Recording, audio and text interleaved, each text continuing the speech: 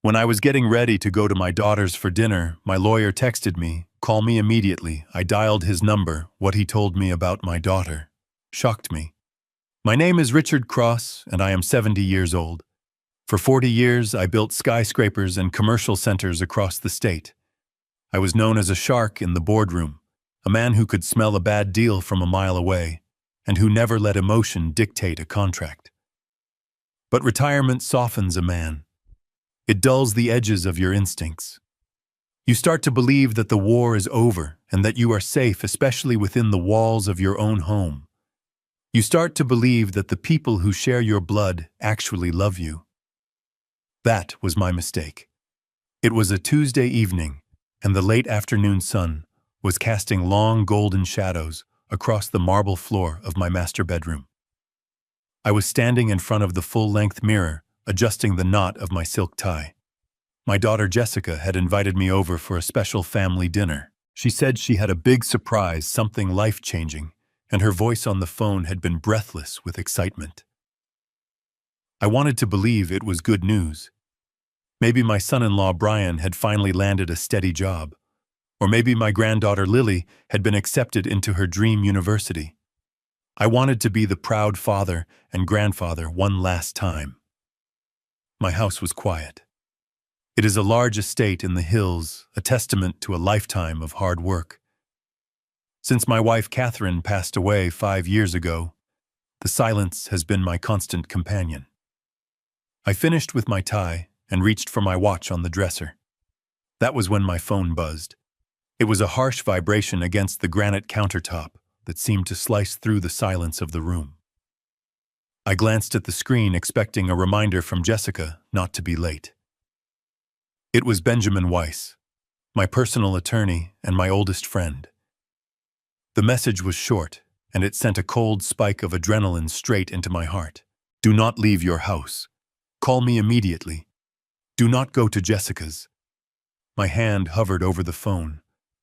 Weiss was a man of precision. He did not use exclamation points. He did not send cryptic texts at 5:30 in the afternoon unless the world was ending. I picked up the phone and my thumb hovered over the call button. I looked at my reflection in the mirror. The man looking back at me was 70 years old, with silver hair and a tailored suit, but for a second I saw the fear in his eyes. I pushed it down. I tapped the screen. Weiss answered on the first ring. He did not say hello. He did not ask how I was. "Richard, are you alone?" "Yes, Benjamin. I am getting ready to leave for Jessica's house." "Do not go, Richard. Listen to me very carefully." His voice was ice-cold, devoid of any warmth. It was his lawyer voice, the one he used when he was about to destroy an opponent in court. "I just received a notification from the county clerk's office and a frantic call from our contact at First National Bank. Someone just filed a lien against your estate. A hard money loan." I frowned, my mind struggling to process the words.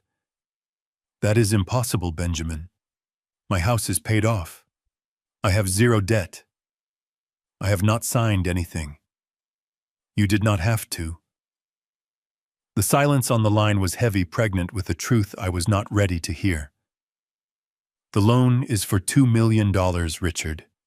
It is a high-interest short-term loan, the kind used by desperate people who need cash within 24 hours.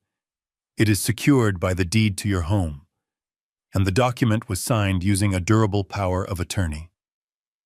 Power of attorney. The words floated in the air like toxic smoke. I felt my knees go weak, and I sat down heavily on the edge of my bed. "I never gave anyone power of attorney, Benjamin. I am perfectly capable of managing my own affairs.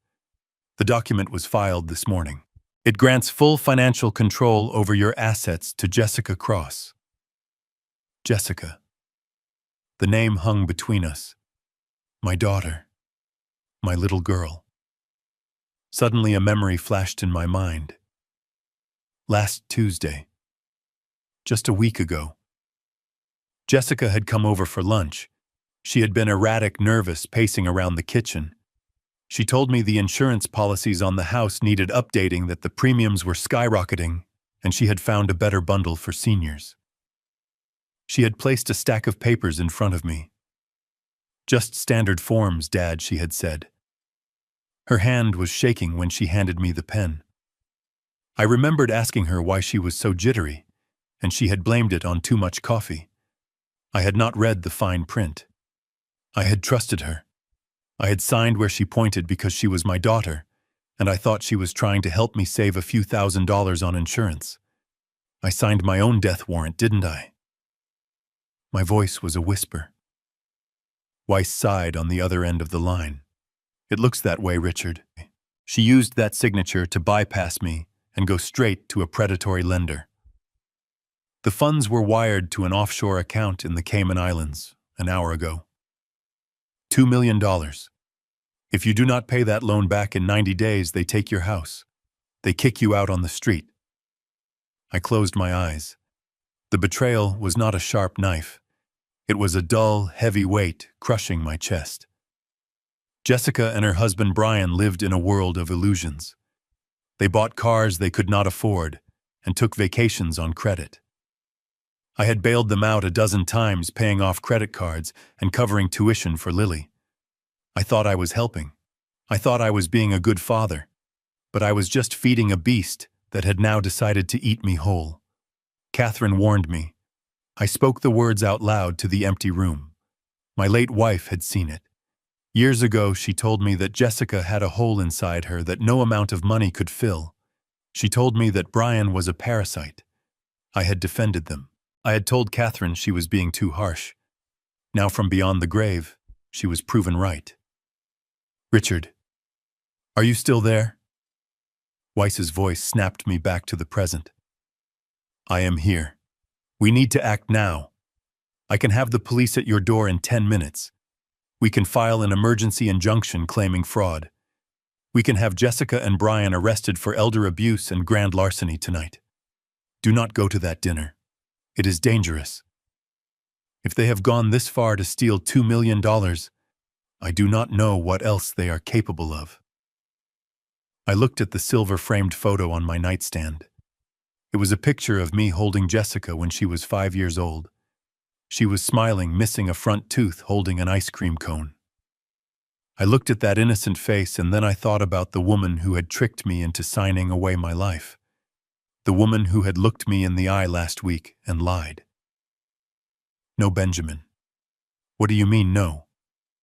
"No police, not yet." "Richard, this is not a game. They have stolen your liquidity. They have put a mortgage on your home. This is a felony." "I know what it is." I stood up and walked to the window, looking out over the sprawling lawn I had manicured for 30 years. If I send the police now, they will lawyer up. They will claim I am senile, that I forgot I signed the papers. They will drag this out in court for years while they spend my money. I need more. What could you possibly need? I need to see their faces. I turned away from the window. The sadness was evaporating, replaced by a cold, hard fury. It was a familiar feeling. It was the feeling I used to get before a hostile takeover. She invited me to dinner to tell me a surprise, Benjamin. I want to know what the surprise is. I want to see Brian pour me a glass of wine and smile while he knows he just robbed me. I want to hear them lie to my face one last time. "Richard, this is dangerous. If they are desperate enough to do this..." I cut him off. "Freeze the accounts, Benjamin. The ones they do not know about. Lock down the investment portfolio. But leave the main checking account open, the one they think is my only source of cash. Let them think they won." I walked into my walk-in closet. I moved aside a row of winter coats and opened the small hidden safe in the wall. Inside was my old analog voice recorder. It was small, sleek, and reliable. I checked the batteries. Full. "I am going into the lion's den, Benjamin."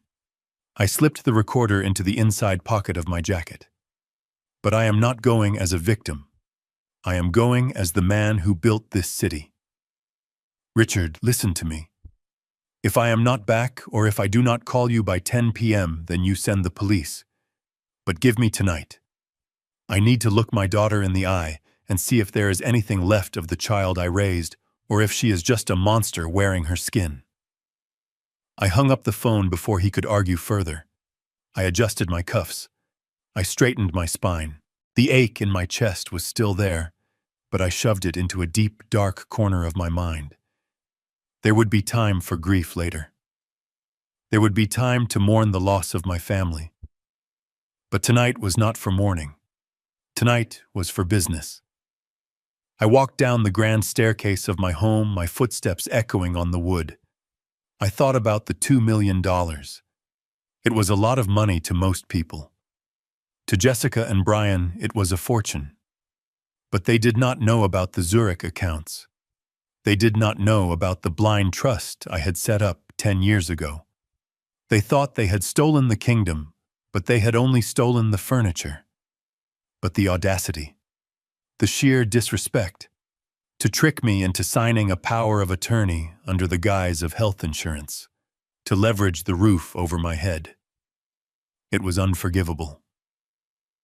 I stepped out into the cool evening air. My vintage Mercedes was parked in the driveway, gleaming under the security lights. I got in and started the engine. The engine purred a low, dangerous growl.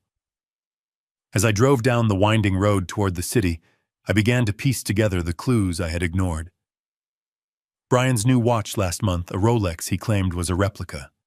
The way Jessica had been asking about my health, constantly asking if I was forgetting things, if I felt confused. They were building a narrative. They were not just stealing my money. They were preparing to erase me. If they had the power of attorney, they could do more than just take loans. They could make medical decisions. They could decide where I lived. They could commit me. The realization hit me harder than the financial theft. The surprise tonight. Why invite me over after they had already secured the money? If they had the cash, they could just disappear. They could fly to Europe and never look back. Why bring me to their house unless the plan was not finished? Unless I was still an obstacle? I gripped the steering wheel until my knuckles turned white. The doctor's note from the other scenario flashed in my mind, but I did not have a doctor's note. I had my instincts, and my instincts were screaming that I was driving into a trap. I pulled up to the gate of their community. It was a gated neighborhood, one that I had paid the down payment for. I had bought them that house so my granddaughter would be in a good school district. I punched in the code. The gate opened slowly. I drove through the manicured streets. Everything looked perfect on the surface. Green lawns, white fences, expensive cars in the driveways. But I knew what rot lay beneath. I knew that Brian had a gambling problem he thought he hid well. I knew Jessica was envious of her friends who lived in bigger houses. I parked in their driveway. Their house was lit up like a Christmas tree.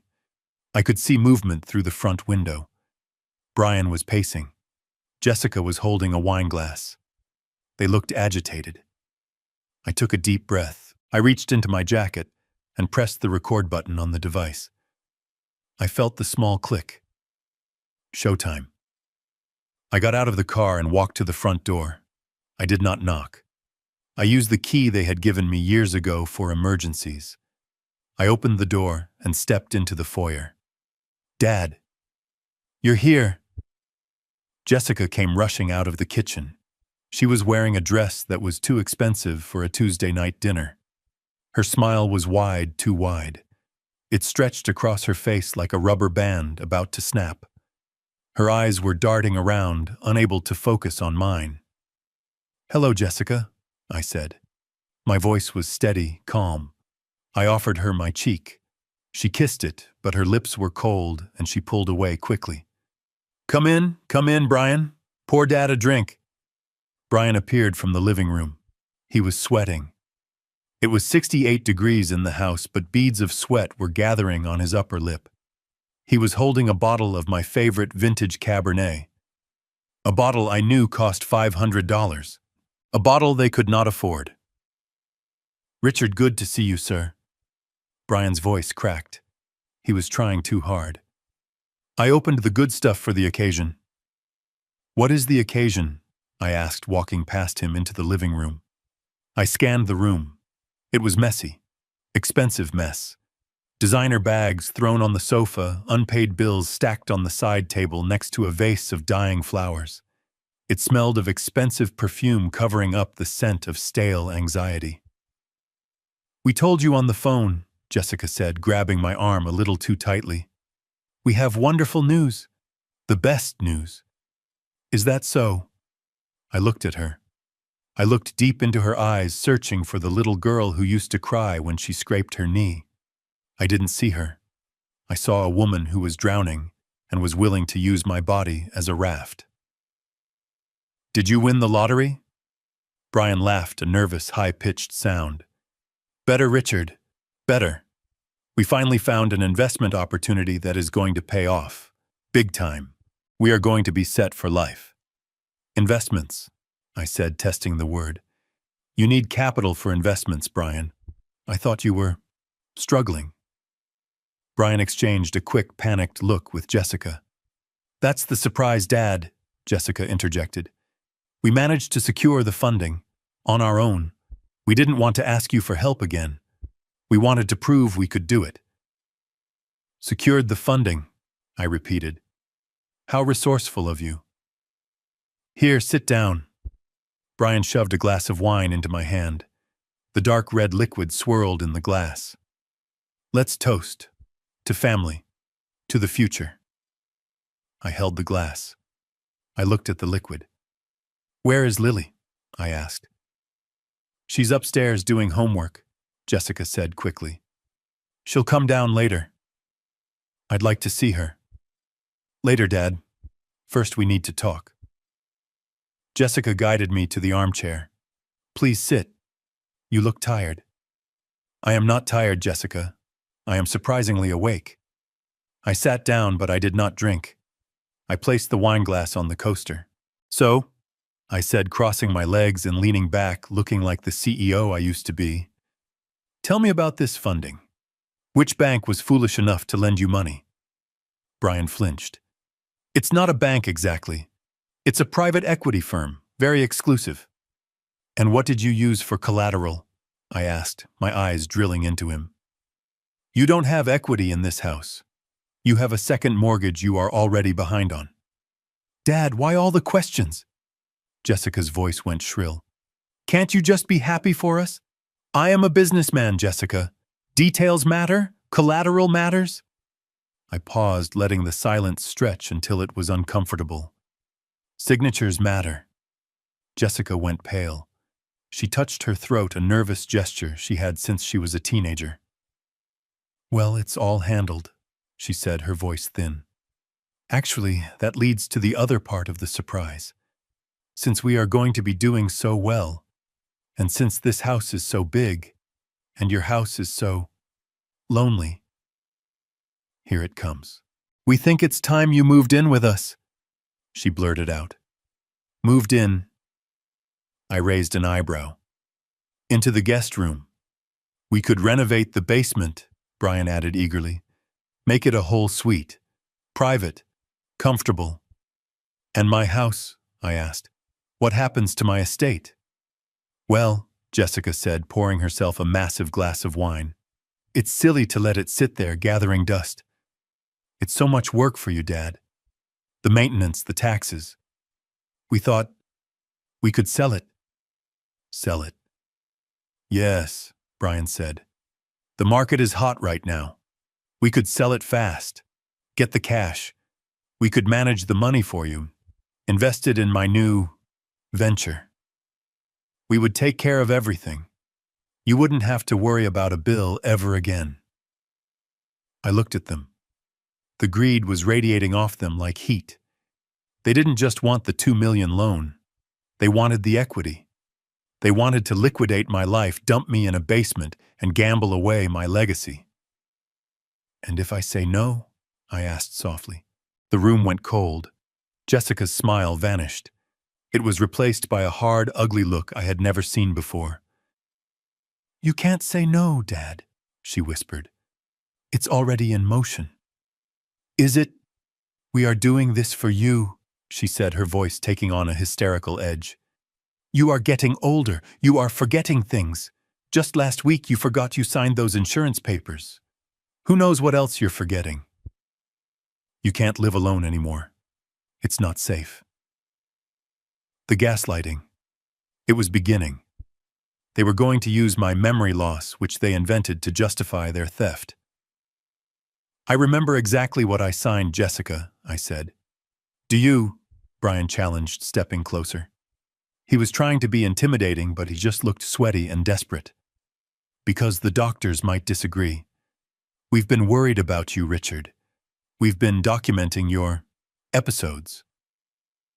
Episodes. The confusion. The anger, Jessica said. We spoke to a specialist. He agrees that you need full-time supervision. If you don't agree to move in here, we might have to look at a facility. A home. There it was. The threat. Give us the money or we lock you away. I looked at the wine glass on the table. Then I looked at the plant in the corner. A large potted fern. I see, I said. So my choices are the basement or the asylum. It's not an asylum, Dad, don't be dramatic, Jessica said. It's assisted living, but we want you here, with family. Family, I repeated. The word tasted like ash. Just then I heard a noise on the stairs. I looked up. Lily was standing there, my 18-year-old granddaughter.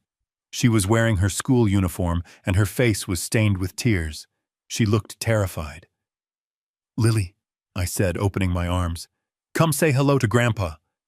Go back to your room, Lily, Jessica snapped, whipping her head around. We are talking. No, Lily shouted. She ran down the stairs, but she didn't come to me. She stopped at the bottom of the landing, gripping the banister. Grandpa, don't drink the wine, she screamed. The air left the room. Brian lunged for her. Lily, shut up. They put something in it, she screamed, crying harder. I saw Dad crushing pills in the kitchen. They said it would make you sleep so they could get your thumbprint. Run, Grandpa, run. I froze. My eyes darted to the wine glass sitting innocently on the coaster. Crushing pills. Get my thumbprint. They weren't just going to declare me incompetent. They were going to drug me. Maybe kill me. An overdose for a 70-year-old man with a history of heart murmurs. It would look like natural causes. I stood up slowly. The predator in me fully awakened. The father in me died in that moment. Brian had grabbed Lily by the arm and was shaking her. You stupid little brat. Get your hands off her, I said. My voice wasn't loud, but it was commanding. It was the voice that made grown men tremble in boardrooms. Brian froze. He looked at me. You heard her, Richard. Brian sneered, dropping the pretense. She's a liar. She's crazy, just like you. She is the only honest person in this house, I said. I reached into my jacket and pulled out the recorder. I held it up so they could see the little red light blinking. What is that? Jessica whispered. This, I said, is evidence. Every word you said, every threat, and Lily's testimony. It is all recorded. Give that to me, Brian growled, stepping toward me. He was younger and stronger, but he was a coward. I wouldn't, I said. My lawyer has a copy of the cloud backup, and if I don't check in within... I checked my watch. 20 minutes. The police will be here. Jessica collapsed onto the sofa, burying her face in her hands. You can't do this to us, she sobbed. We're desperate, Dad. The loan sharks, they're going to kill us. That sounds like a you problem, I said coldly. I walked over to the table and picked up the wine glass. I sniffed it. There was a faint chalky residue on the rim. Sedatives, I asked, or something stronger. Just sleeping pills, Brian mumbled, looking at the floor. Just to knock you out. So we could get the biometrics on your banking app. We weren't going to hurt you. You tried to poison me, I said. You stole $2 million from me. You threatened to lock me away. I poured the wine onto the expensive Persian rug. The red stains spread like blood. "I am leaving," I said. "Lily, get your coat.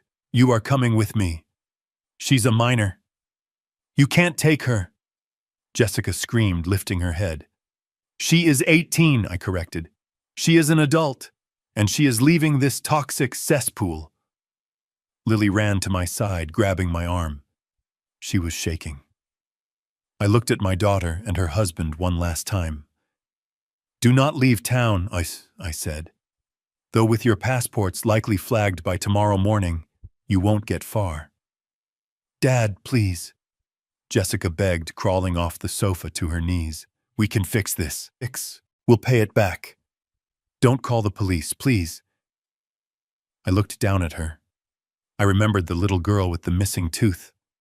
I mourned her, but the woman in front of me was a stranger. "The police are already on their way." I lied. Or maybe it wasn't a lie. I intended to call Weiss the second I was in the car. I turned my back on them. I walked out the door with my granddaughter clinging to my side, leaving behind the ruin of my family and the red stain on the rug that would never wash out. But as I walked to the car, I knew this wasn't over.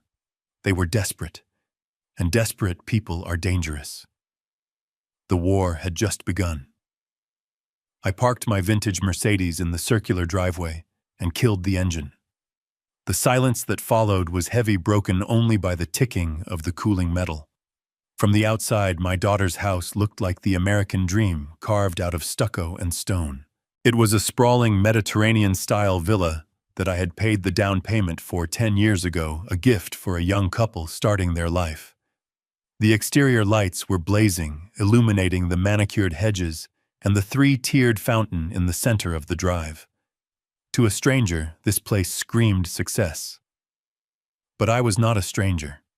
I was a man who had spent 40 years reading the cracks in a foundation before the building ever collapsed, and as I stepped out of my car, I saw the cracks everywhere. The fountain was dry.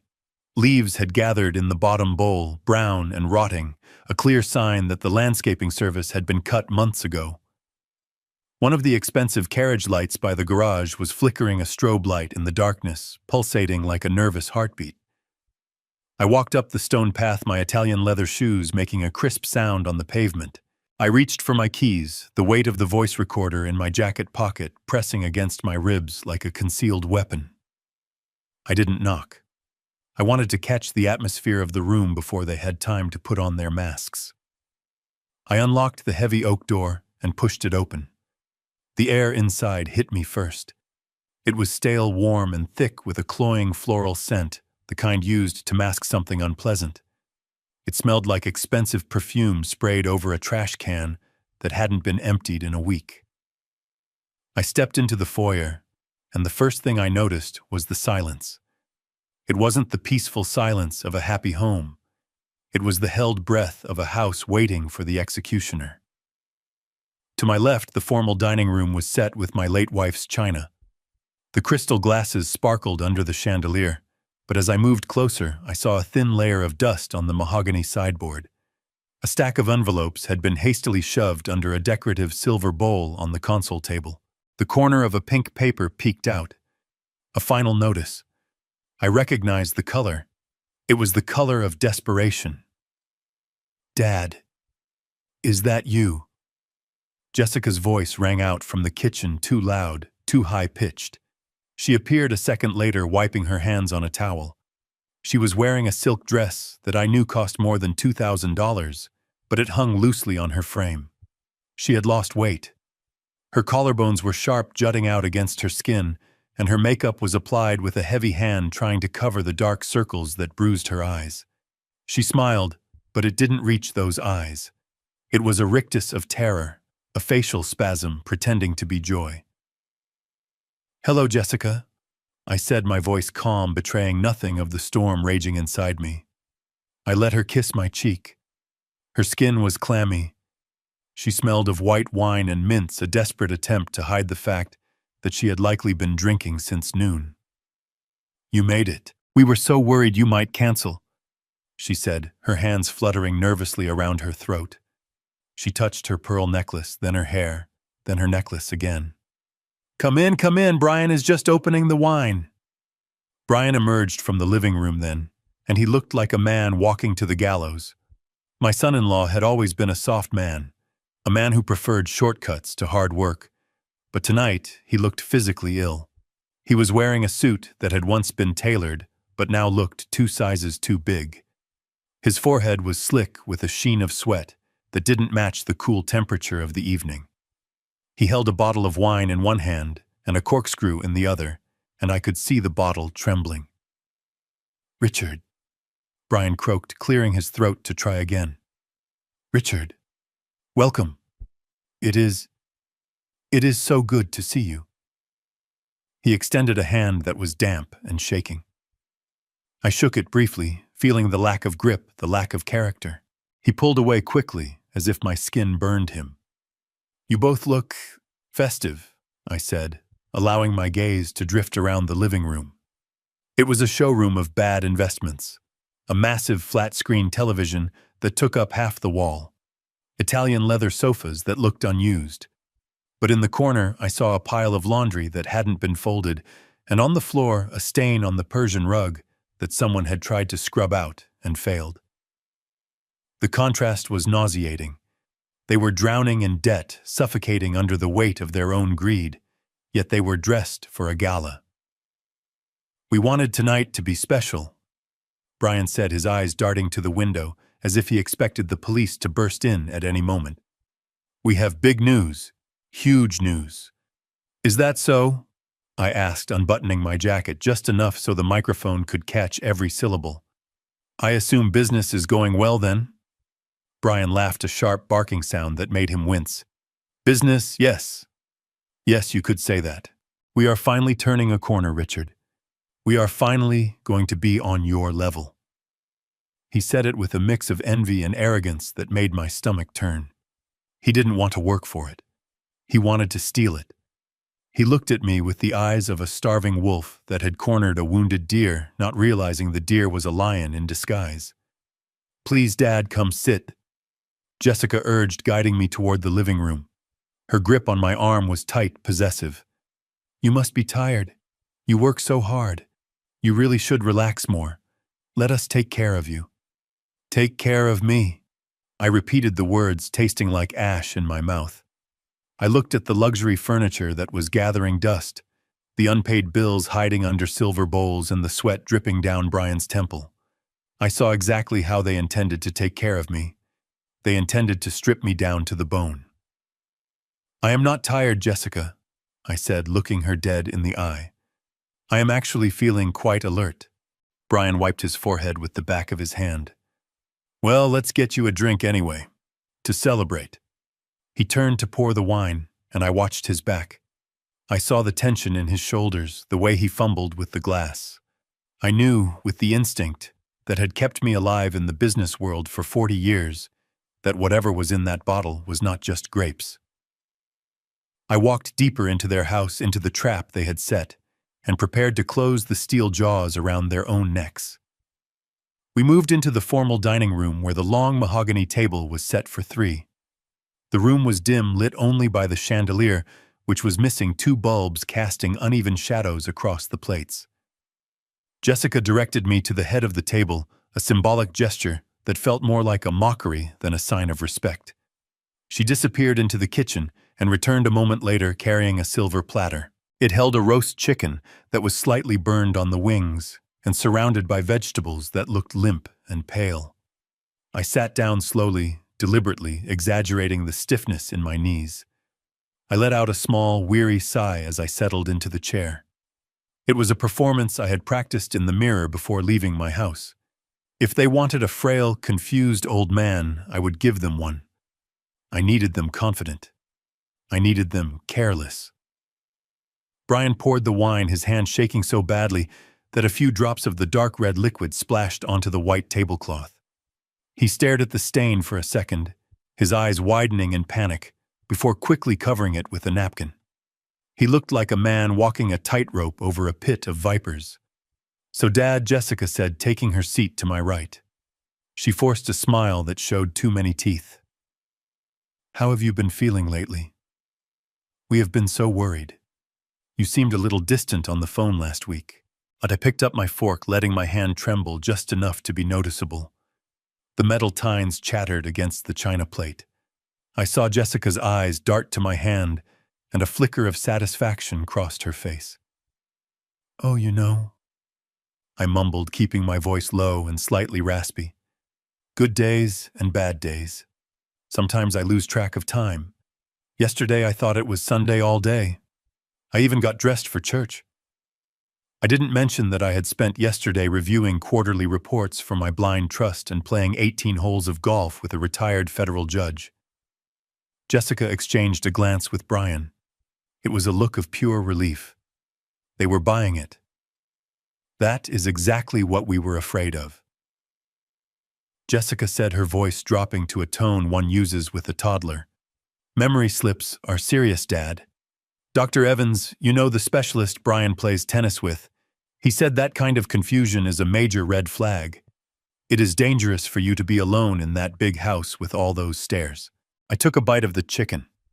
It was dry and tasted of store-bought rotisserie seasoning.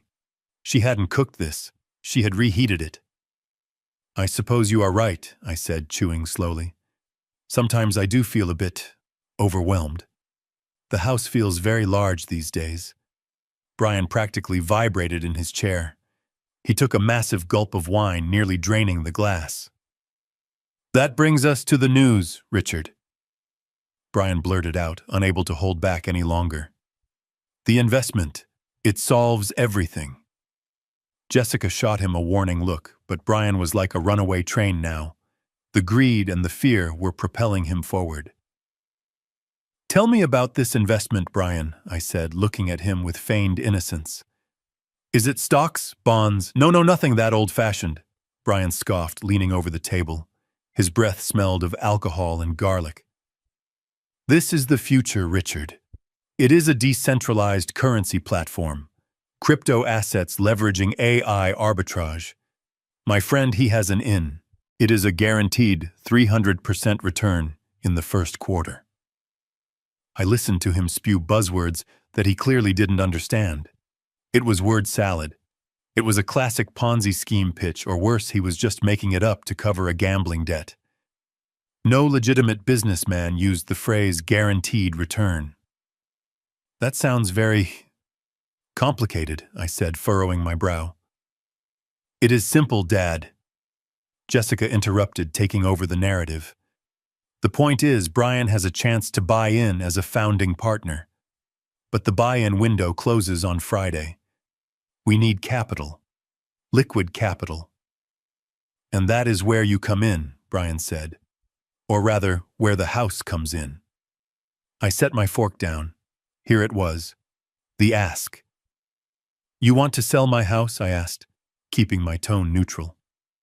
"It makes perfect sense," Jessica said, reaching out to cover my hand with hers.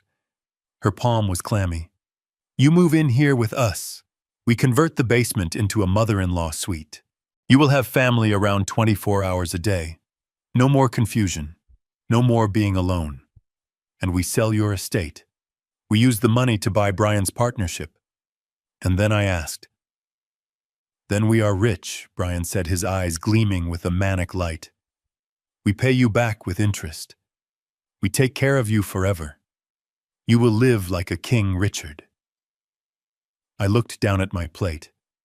I needed to know how deep in the hole they were. I needed to know if this was just greed or if they were in immediate danger. "My house," I said slowly, as if struggling to recall the details. "I bought it for $400,000 in the 80s. The market is good now, right? Zillow says houses on my street are selling for high prices." "Yes," Brian slammed his hand on the table. "The market is on fire.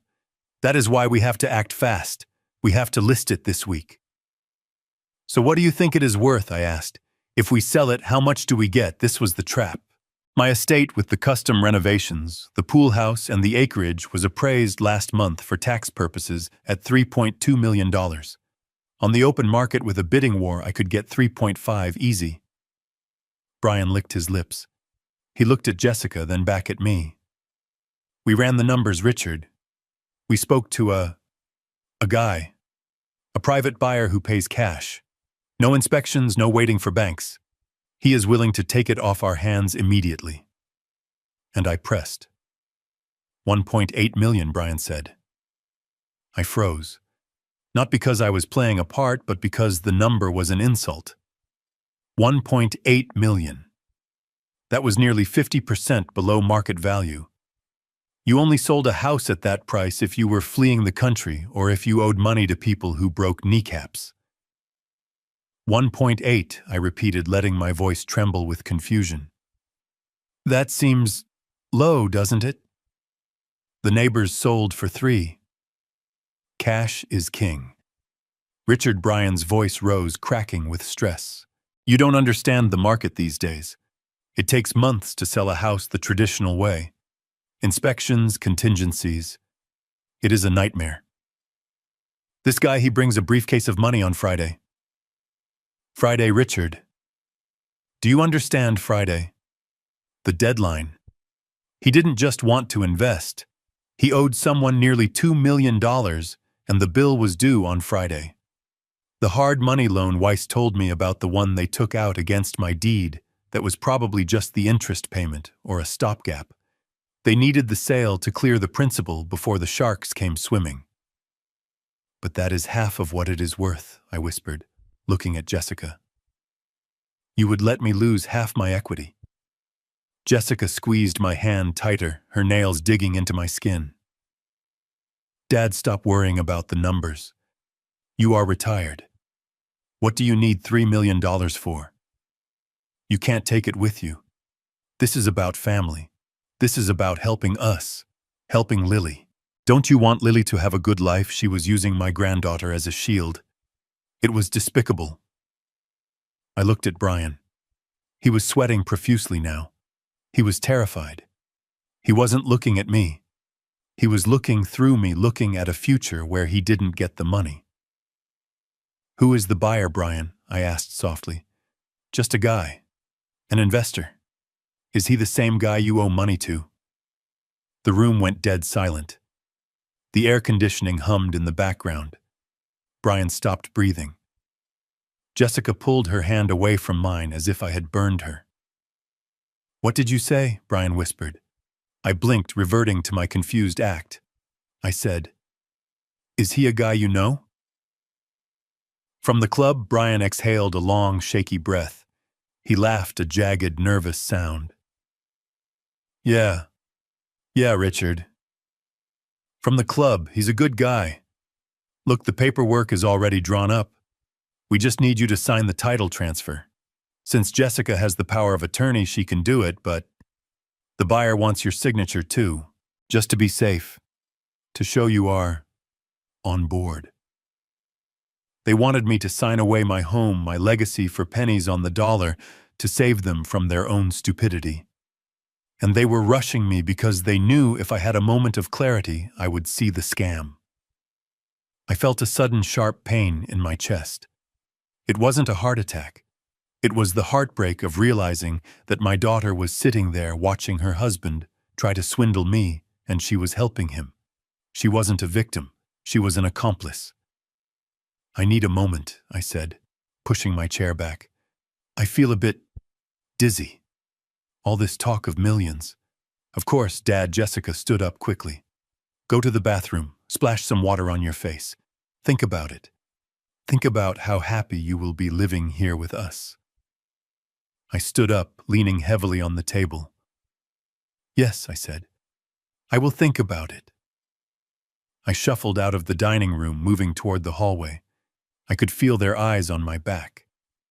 Predators watching a wounded animal. He's going to sign, I heard Brian whisper as I turned the corner. He has no clue. He is hesitating, Jessica hissed back. We need to make sure. Did you put enough in the wine? He didn't drink it yet, Brian snapped. Then make him drink it when he comes back. We need him pliable, Brian. If he says no, I didn't hear the rest. I didn't want to. I walked into the guest bathroom and locked the door. I turned on the faucet to mask any noise. I looked at myself in the mirror. The old man act fell away. My eyes were clear, cold, and dangerous. They were going to drug me. They were going to force my hand. I reached into my pocket and pulled out my phone. I had no signal in the bathroom. I needed to find a place to make a call, or better yet, I needed to find the evidence that would put them away for good. I unlocked the door quietly. The hallway was empty. The stairs to the second floor were to my left. Brian's home office was to the right. I moved toward the office. I didn't shuffle this time. I moved with the silent purpose of a man who was done being the prey. I was about to become the hunter. I stepped back into the dining room, my footsteps heavy on the hardwood floor. The air in the room had shifted during my brief absence. It felt tighter, charged with a frantic, nervous energy that radiated from my daughter and her husband. They were sitting exactly where I had left them, but their postures were rigid like actors waiting for their cue. Brian's hand was wrapped around the neck of the wine bottle, his knuckles white. Jessica was shredding a paper napkin into tiny snowy piles on the table. "I'm feeling a little better," I lied, easing myself back into the chair at the head of the table. Just needed to splash some cold water on my face.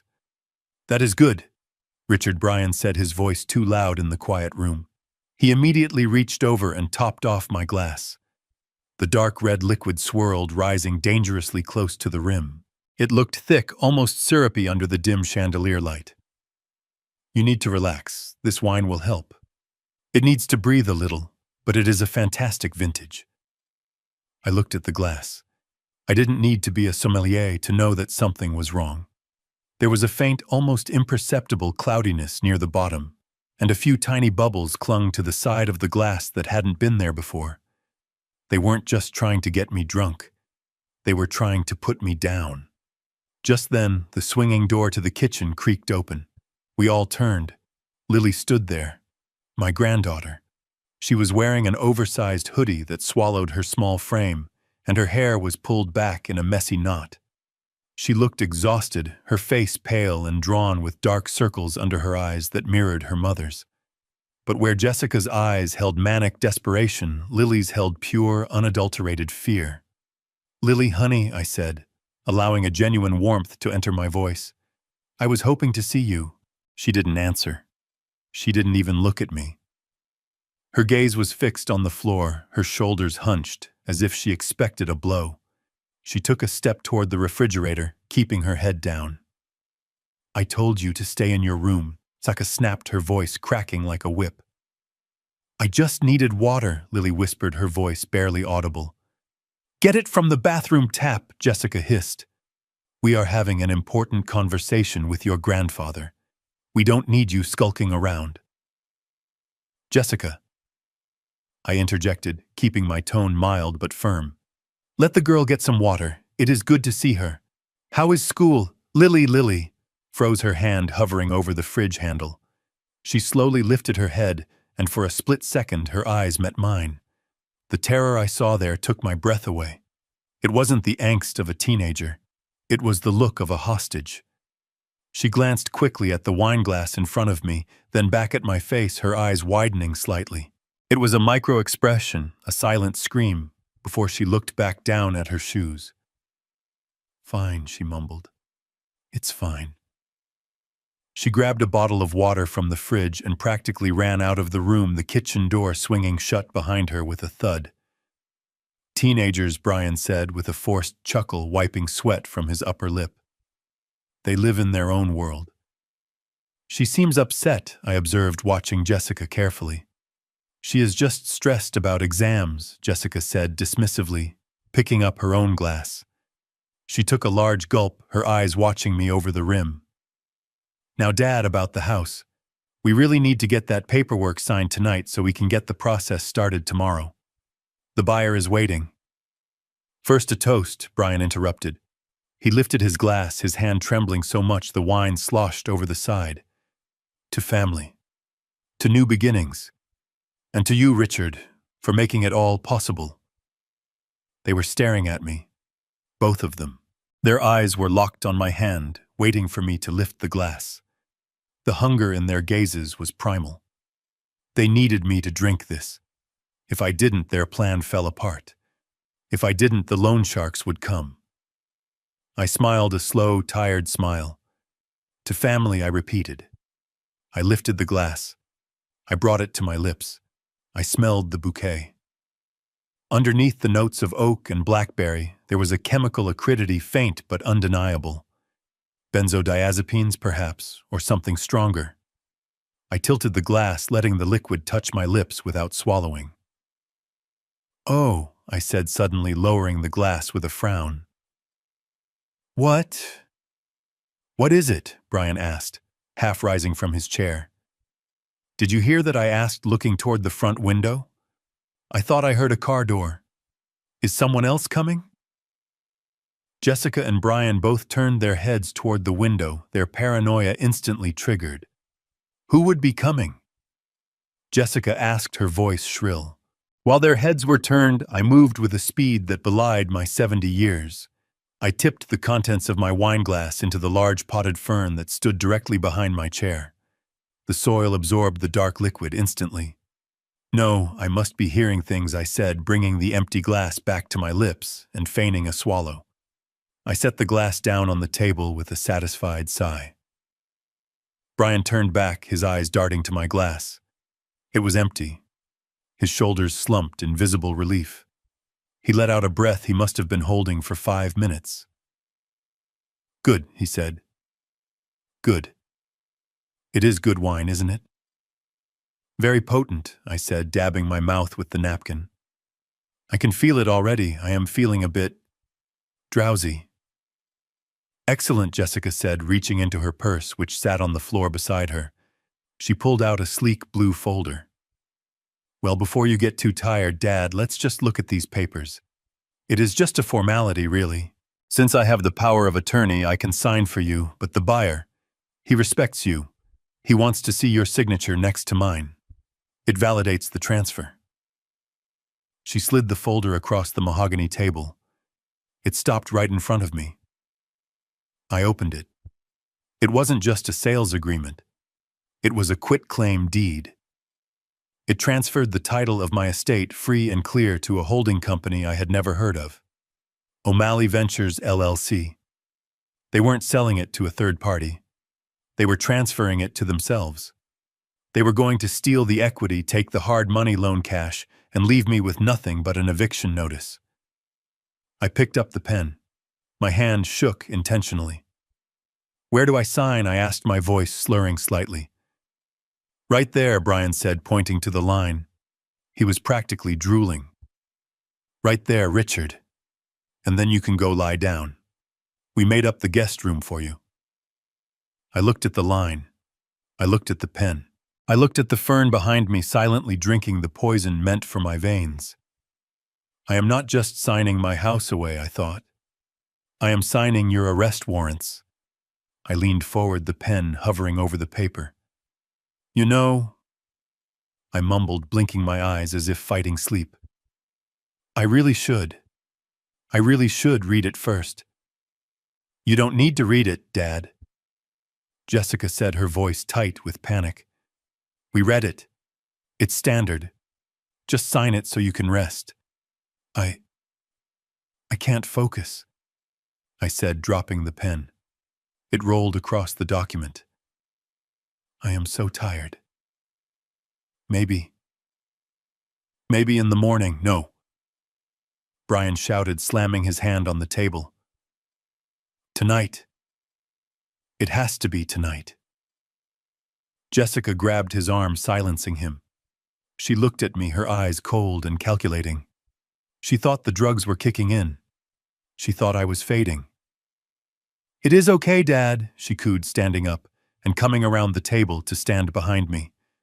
She placed her hands on my shoulders. She began to massage my neck, but her grip was too hard. It felt like she was checking for a pulse. "Just pick up the pen. I will guide your hand. We will do it together. Just like when I was a little girl and you taught me to write my name. Remember, I remembered. I remembered teaching her to write. I remembered paying for her private schools. I remembered walking her down the aisle." I picked up the pen again. Okay, I whispered. Together. I let her guide my hand. But I didn't sign my name. I let the pen drag, making a jagged, illegible scrawl that no court in the world would uphold. There, Jessica exhaled, snatching the paper away before I could look at it closely. Perfect. Thank you, Dad. You saved us. She looked at Brian and nodded. The deed was done, or so they thought. Now let's get you to bed, Brian said, standing up. He walked around the table to help lift me. As he grabbed my arm, I let my dead weight fall against him. I was going into the belly of the beast now. I needed to see how far they would go. I needed to find the rest of the evidence. I closed my eyes, letting them drag me toward the hallway, while my mind raced with the clarity of a man who had just declared war on his own blood. Brian and Jessica hauled me down the hallway, their breathing heavy and labored. I was dead weight in their arms, my feet dragging against the floorboards, my head lolling forward. They dumped me unceremoniously onto the sofa bed in the guest room, which I recognized immediately as Brian's home office. The room smelled of stale cigar smoke and cheap air freshener. He is out cold, Brian panted, wiping his forehead. That wine hit him like a freight train. Good, Jessica said, her voice devoid of any warmth. Check his pockets. Make sure he doesn't have his phone on him. We can't have him waking up and making calls. I felt Brian's clammy hands patting down my jacket. I held my breath, willing my heart to slow its rhythm. He found my wallet in the inside pocket, but he missed the slim voice recorder tucked deeper into the lining, and he missed my phone, which I had slid into my sock while in the bathroom earlier. Just his wallet, Brian said. Take it, Jessica ordered. We might need his ID for the notary tomorrow. Now come on, let's get the champagne. We have celebrating to do. They left the room, closing the door with a click. I listened to their footsteps retreating down the hall, followed by the distant sound of a cork popping and manic laughter. They were celebrating my demise in the very house I had bought for them. I opened my eyes. The room was illuminated only by the street lamp filtering through the blinds. I sat up, shedding the persona of the frail old man like a snake shedding its skin.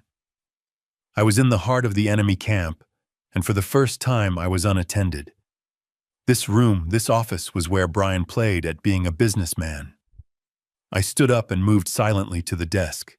It was a chaotic mess of papers, unopened envelopes, and empty energy drink cans. A shrine to disorganization and panic. I pulled my phone from my sock and used the screen's glow to illuminate the desktop. I needed to know the extent of the rot.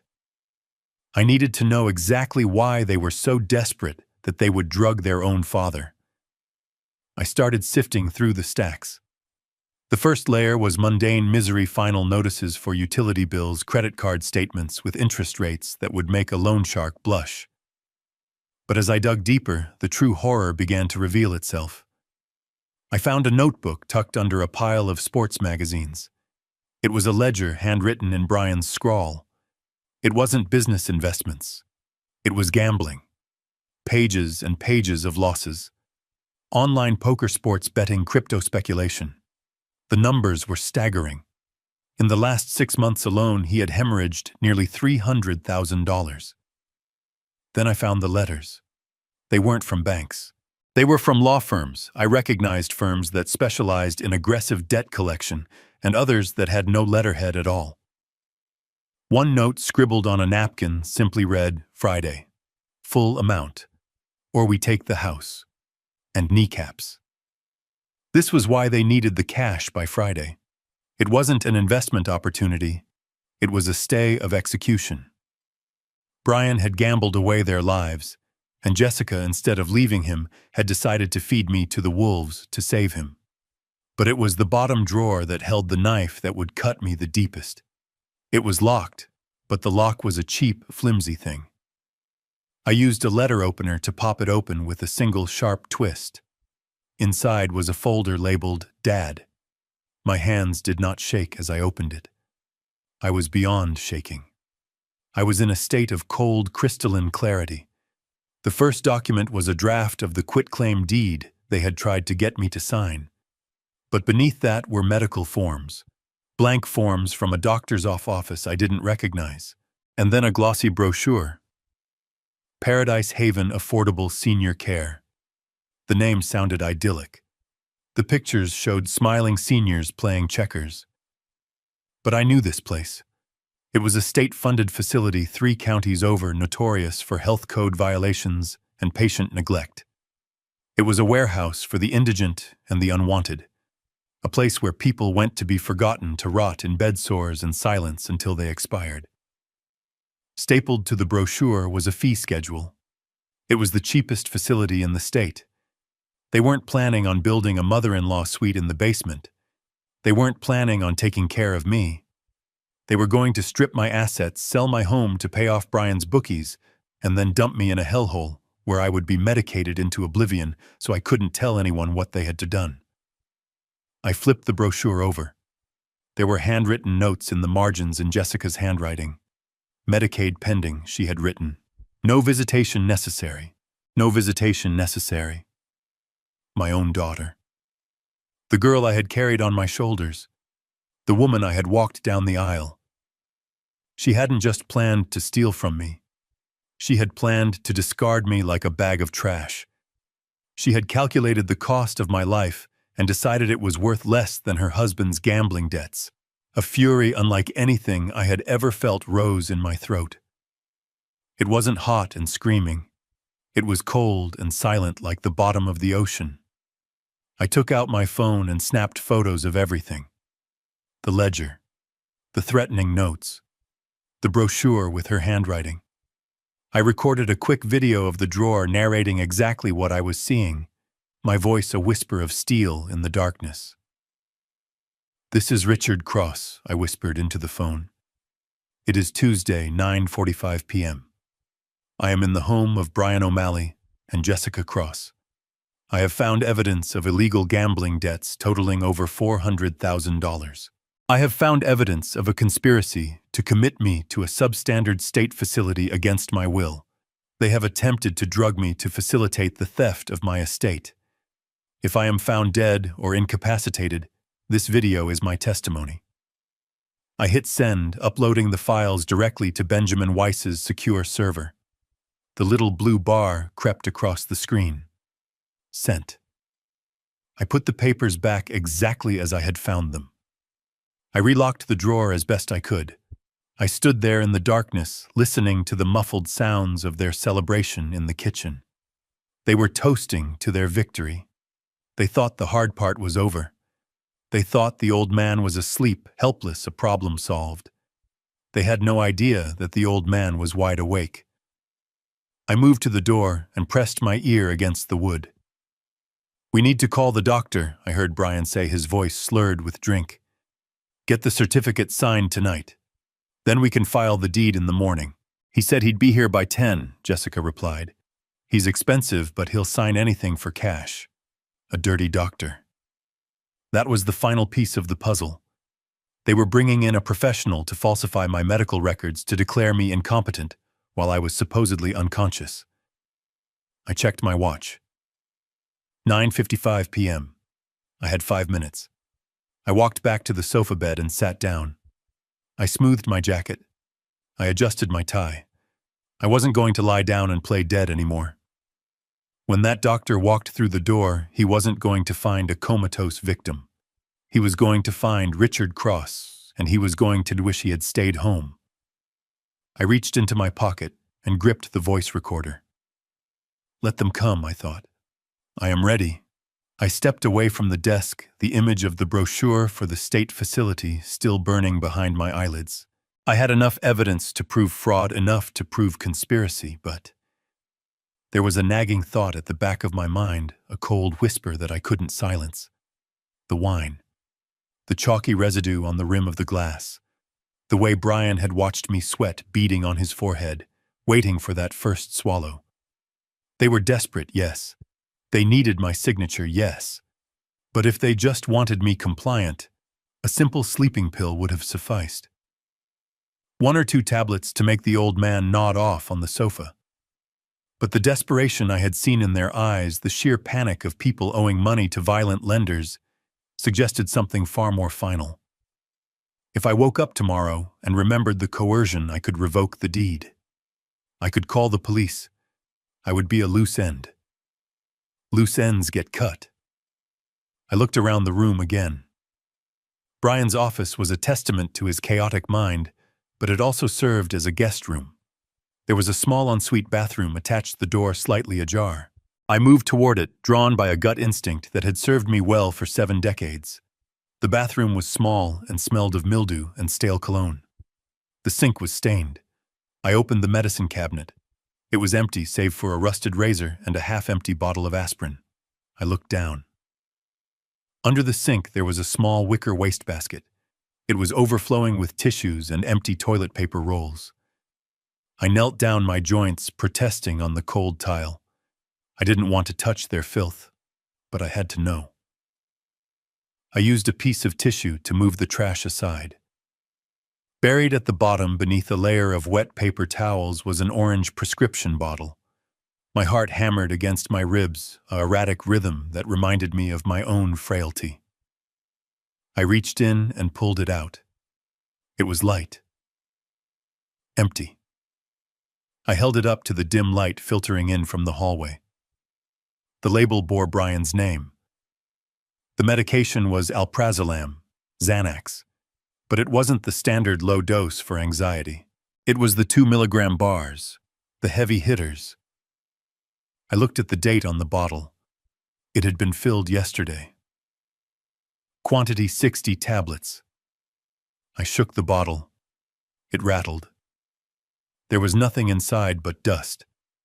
60 tablets, filled 24 hours ago, and now empty. I did the math and the numbers terrified me more than any plummeting stock market ever could. Brian didn't have a 60-pill-a-day habit. He was functioning barely, but he was standing. If he had taken them, he would be comatose. Where did 60 high-strength sedatives go in a single day then? I remembered the kitchen. I remembered Lily's scream. I saw Dad crushing pills. They hadn't just put a sleeping aid in my wine. They had put a lethal dose in that bottle. I sat back on my heels, the empty orange bottle clutched in my hand. The cold tile seeped through my trousers, but I felt frozen from the inside out. I have a heart condition. Arrhythmia. It is managed with medication, but my cardiologist has always been strict. No heavy sedatives. And absolutely under no circumstances alcohol mixed with depressants. A dose of this magnitude dissolved in a heavy red wine to mask the taste wouldn't just put me to sleep. It would depress my respiratory system until I simply stopped breathing. It would stop my heart. And to the coroner, to the outside world, it would look like a tragic accident. An elderly man with a known heart condition, stressed by a move, perhaps confused, had a glass of wine, and his heart simply gave out in his sleep. No one would look for a toxicology report on a 70-year-old man who died in his sleep in his daughter's home. It was the perfect murder. The realization washed over me, stripping away the last vestiges of denial. They weren't just thieves. They weren't just ungrateful children. They were executioners. They had looked me in the eye, toasted to family, and handed me a cup of poison. My daughter, Jessica. She knew about my heart. She had driven me to my cardiology appointments after Catherine died. She knew exactly what medications I took. She knew the risks. She had sat at that table shredding a napkin waiting for me to drink, knowing that it would be the last drink I ever had. I felt a wave of nausea so strong I had to grip the edge of the sink to keep from retching. It wasn't the wine I had pretended to drink. It was the bile of betrayal. I looked at the empty bottle in my hand. This was the smoking gun. This was the intent. This transformed a case of fraud into a case of attempted capital murder. I stood up, my legs shaking not from age but from rage. A cold, white-hot rage that sharpened my vision some and cleared the fog of shock. I took my phone out again. I took photos of the bottle, ensuring the label, the date, and the empty interior were clearly visible. I took a photo of the bathroom context. Then I wrapped the bottle in a handkerchief from my pocket to preserve fingerprints and tucked it deep into my jacket, right next to the voice recorder. I checked my reflection in the dirty mirror. The man looking back at me was pale, but his eyes were hard as flint. They wanted a dead man, well, they would get a dead man, but not the one they expected. I walked back into the office. I could hear them in the living room. The clinking of glasses, laughter. They were drunk on champagne and the anticipation of my money. They were toasting my death while I stood 20 feet away. I checked the time. The doctor would be here any minute. The man they had paid to sign my death certificate, or at the very least my certificate of incompetence. I sat back down on the sofa bed and arranged my limbs. I loosened my tie. I messed up my hair. I let my mouth hang open slightly. I needed to look vulnerable. I needed to look like a victim who had already succumbed to the poison. I lay back and closed my eyes, slowing my breathing to a shallow rhythm. I waited in the dark, my hand resting over the pocket that held the evidence of their crime. I was no longer their father. I was the witness for the prosecution. And court was about to be in session. The floorboards in the hallway creaked. It was a soft, hesitant sound, not the heavy stumble of a drunk man or the sharp click of high heels. I froze, my muscles tensing against the cheap fabric of the sofa bed. I slipped the orange pill bottle deeper into my pocket and feigned sleep, my breathing shallow and rhythmic. If it was Brian coming back to finish the job, I needed the element of surprise. If it was Jessica coming to check if her father was dead, I needed her to believe she had succeeded. The door handle turned slowly. A sliver of light from the hallway cut across the dark room, widening as the door pushed open. A shadow fell over me, small and trembling. "Grandpa." The whisper was barely audible, a breath against the silence. It was Lily. I opened my eyes, but I did not move. She was standing over me, her hands wringing together in front of her sweatshirt. In the half-light, I could see her face was swollen from crying. She looked like a ghost, haunting her own home, terrified of the people sleeping down the hall. "Lily," I whispered. She gasped, jumping back. "You are awake." "Oh, thank God. You are awake." I sat up slowly, placing a finger to my lips. She nodded, understanding immediately. She crept into the room and pushed the door until it was almost closed, leaving us in a cocoon of shadows. She knelt beside the sofa bed, grabbing my hand. Her fingers were ice cold. "You have to go, Grandpa." She whispered, her words tumbling out in a frantic rush. "You have to get out of here right now. Climb out the window. Take my car keys. Just go." "Why, Lily?" I asked, keeping my voice steady despite the adrenaline coursing through my veins. "Why do I need to run?" "Because they are lying to you," she sobbed quietly, trying to stifle the sound. "They are not building you a suite. They sold your furniture today." I felt a cold weight settle in my stomach. "My furniture." "I came home early from school," she continued. "There was a truck. A guy named Vinny. Mom and Dad were selling everything. Your leather chair, the antique clock from your hallway, even the paintings. They sold it all for cash, Grandpa. They were laughing about how much space it would clear up. They had not just planned to sell the house. They had already liquidated the contents of my life. They had stripped my home bare before my body was even cold. And tomorrow," she said, her voice hitching. "Tomorrow, a van is coming. I heard Dad on the phone. He called it the meat wagon. He said the Paradise van is coming at 8 in the morning to pick up the package." The package. That was me. I was the package. "They told me you were sick," she said, tears streaming down her face. "They told me you were losing your mind and that you needed to go away to a special hospital. But I heard them tonight. I heard them toasting. They said once you were gone, the money would hit the account by noon. Grandpa, they aren't trying to help you. They are trying to erase you. I looked at this young woman, my granddaughter, who had been raised in a house of lies and greed, yet somehow had kept her moral compass intact. She was risking everything to warn me. If her parents found her here, they would turn on her too. You are a brave girl, Lily, I said, squeezing her hand.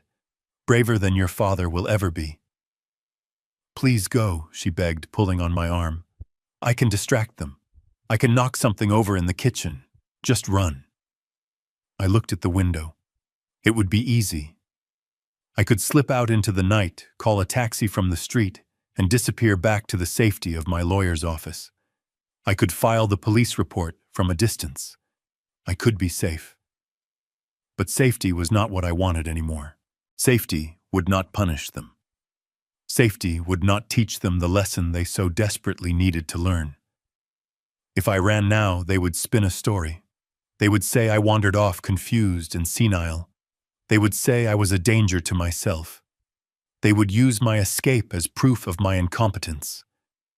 No, I said. What? Lily stared at me. I am not running. But they are going to hurt you. The doctor is coming. Let him come, I said, my voice hardening into steel. I reached into my pocket and pulled out my phone. The screen glowed, illuminating my face in the darkness. I opened my encrypted messaging app and found Benjamin Weiss's contact. My thumb hovered over the keyboard. I had prepared for this possibility. Years ago, when I was still building my empire, I had a protocol for hostile AHAL takeovers, a nuclear option. We called it Operation Phoenix. It meant burning everything down to the ground to ensure the enemy got nothing but ash. I typed 2 words. Execute Phoenix. I hit send. The message delivered instantly. Somewhere across the city, in a high-rise office, Benjamin Weiss was receiving that notification. He would be picking up his secure line. He would be waking up a judge. He would be contacting the district attorney. He would be freezing every asset connected to my name and flagging every account connected to Jessica and Brian. By sunrise, they would be financially paralyzed. But the legal trap was only half the battle. I needed the final scene. I needed them to commit the act. I needed the doctor to sign the paper. I needed the handcuffs to click shut while they were still smiling. I put the phone away. Lily, listen to me, I said, gripping her shoulders. Go back to your room, lock the door, put on your headphones. Do not come out no matter what you hear. But Grandpa, do as I say. Tomorrow morning this nightmare ends, but tonight I have a role to play.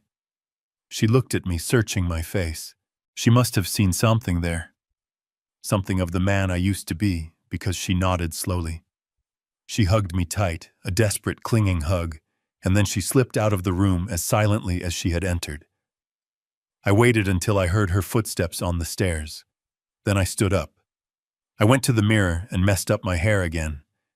I practiced the slack-jawed look of the medicated. I checked the pocket with the recorder, ensuring the red light was still blinking, tape rolling. I walked to the door and opened it. The hallway was bright. Laughter drifted from the living room. It was loud, raucous laughter, the kind that comes from people who think they have gotten away with murder. I shuffled down the hall, dragging my feet. I let my shoulders slump. I became the old man they wanted to see. I turned the corner into the living room. Jessica and Brian were sitting on the sofa, a bottle of champagne open on the coffee table. They looked up, startled. Dad, Jessica said, standing up quickly. You're supposed to be resting. I blinked, my eyes unfocused. I couldn't sleep. I mumbled my words, slurring. I feel funny, my heart. It feels funny. Brian exchanged a look with Jessica, a look of pure, predatory excitement. They thought the poison was working. They thought the end was near. Here, let me help you, Brian said, rushing over to grab my arm. His grip was bruising. Sit down, Richard. The doctor is on his way. He will give you something to make it all go away. I let him guide me to the armchair. I sank into it, letting my head loll back. I watched them through half-closed eyes. They were practically vibrating with anticipation. "Just hold on, Dad," Jessica whispered, patting my hand. "Just hold on a little longer." I closed my eyes and smiled internally. "Yes, daughter. Hold on. Because the storm is coming and you have no umbrella." I sat in the oversized leather armchair, my body slumped at an awkward angle. The room was spinning, or at least I made it look that way. I let my head loll to the side, my eyes fluttering open and closed, as if the effort to keep them open was too great. Across the coffee table, Jessica and Brian were watching me. They weren't watching with the concern of family members seeing a loved one in distress. They were watching with the intense, focused scrutiny of scientists observing a lab rat waiting for the lethal injection to take hold. It was time. I let out a low groan, a sound that started in my throat and vibrated through my chest. I raised a trembling hand to my sternum, gripping the fabric of my shirt. I squeezed my eyes shut and let out a sharp gasp, as if a sudden spike of pain had just driven a railroad spike through my heart. "Jessica." I wheezed, my voice barely a whisper. "Jessica, something is wrong." My daughter didn't move. She didn't jump up. She didn't rush to my side. She simply took a sip of her champagne and crossed her legs, leaning back into the sofa cushions. "You are fine, Dad," she said, her voice calm and detached. "You just had a little too much wine. Just try to relax." "No," I insisted, letting panic bleed into my tone. "My chest. It feels heavy. I can't breathe." I let my breathing become erratic, shallow gasps that wheezed in my throat. I looked at Brian. He was grinning. It wasn't a happy smile. It was a rictus of relief. He looked like a man who had just watched his winning horse cross the finish line. He nudged Jessica with his elbow and whispered something I couldn't quite hear, but the tone was jubilant. Call 911, I begged, reaching a hand out toward them. "Please, help me." This was the test, the final boundary. If there was a single shred of humanity left in them, this was the moment it would show. A panic attack, a moment of doubt, even a selfish desire to not have a corpse in their living room before the paperwork was signed. But there was nothing. Jessica looked at my outstretched hand and then looked at her husband. She didn't reach for her phone. She didn't stand up. "We don't need an ambulance, Dad," she said, her voice taking on a hard, annoyed edge. "You are just having a panic attack. You are confused. Remember, Dr. Evans is coming. He will give you something to help you sleep." "Dr. Evans, the fixer, the man coming to sign my life away." "I am dying," I choked out, letting my head fall back against the chair. "My heart, it is stopping." Brian chuckled. It was a dry, soulless sound. "Don't be dramatic, Richard. It is just the fatigue setting in. Just let it happen. It is better this way. Let it happen." He was telling me to die. He was sitting 6 feet away from me, drinking champagne and telling me to hurry up and die so he could pay his bookie. I looked at Jessica one last time. I wanted to see a tear. I wanted to see hesitation. I saw only impatience. She checked her watch. "He should be here any minute," she muttered to Brian. "I hope he hurries. I don't want him to actually croak before we get the thumbprint." That sentence severed the last thread of connection I had to her. The biological cord that binds a parent to a child is strong. It can withstand disappointment, anger, and distance. But it cannot withstand that level of cold, calculated malice. In that moment, Jessica ceased to be my daughter. She became a defendant. I let my arm drop to my side, hanging limp. I started to mumble incoherent words mimicking the aphasia of a stroke victim. "Blue. The blue folder. Catherine. Where is the key?" He is losing it, Brian whispered excitedly. The brain is shutting down. It is the lack of oxygen. The mix is working perfectly. He thinks he is a chemist, I thought. He thinks he is a mastermind. He is just a thug with a medicine cabinet. I let my eyes roll back in my head slightly, watching them through the slits of my eyelids. I saw them clink their glasses together. A toast. A toast to patricide. To new beginnings, Brian said, taking a long swallow. To us, Jessica replied. I let my body go slack. I slumped further down in the chair, my chin resting on my chest. I kept my breathing shallow but steady, focusing on the rhythm of my own heart, which was beating strong and angry in my chest. I wasn't dying. I was more alive than I had been in 20 years. The doorbell rang. It was a sharp, intrusive sound that made Brian jump. He spilled a little champagne on his pants and cursed. That is him, Jessica said, standing up and smoothing her dress. Finally. She looked down at me. She leaned in close, her face inches from mine. I could smell the alcohol on her breath. She waved a hand in front of my face. I didn't blink. He is out, she said. Or close enough. She straightened up and looked at Brian. Get the ink pad. And get the deed. I will let the doctor in. Brian scrambled toward the desk, his greed making him clumsy. Jessica walked to the foyer, her heels clicking on the tile. I remained motionless, a statue of a dying man, but inside my mind was racing. I was recording every second of this, the refusal to call for help, the celebration, the admission of the thumbprint plot. It was all being captured on the device in my pocket. I heard the front door open. I heard low voices, a man's deep baritone answering Jessica's hushed whispers. Is he ready? The man asked. He is fading fast, Jessica replied. We need to do this now. I waited. I waited for the devil to enter the room. Jessica led the man into the living room. Dr. Evans did not look like a healer. He looked like a man who had sold his soul for a retainer fee long ago. He was short and thick-set, wearing a suit that was shiny at the elbows and a tie that had been loosened hours ago. He carried a battered leather medical bag that looked more like a prop from a bad movie than a tool of medicine. He smelled of stale cigarettes and heavy musk cologne, a scent that fought a losing battle against the underlying odor of nervous sweat. He is over here, Jessica said, pointing a manicured finger at me. He is barely conscious. Evans grunted and walked over to the armchair. He didn't introduce himself.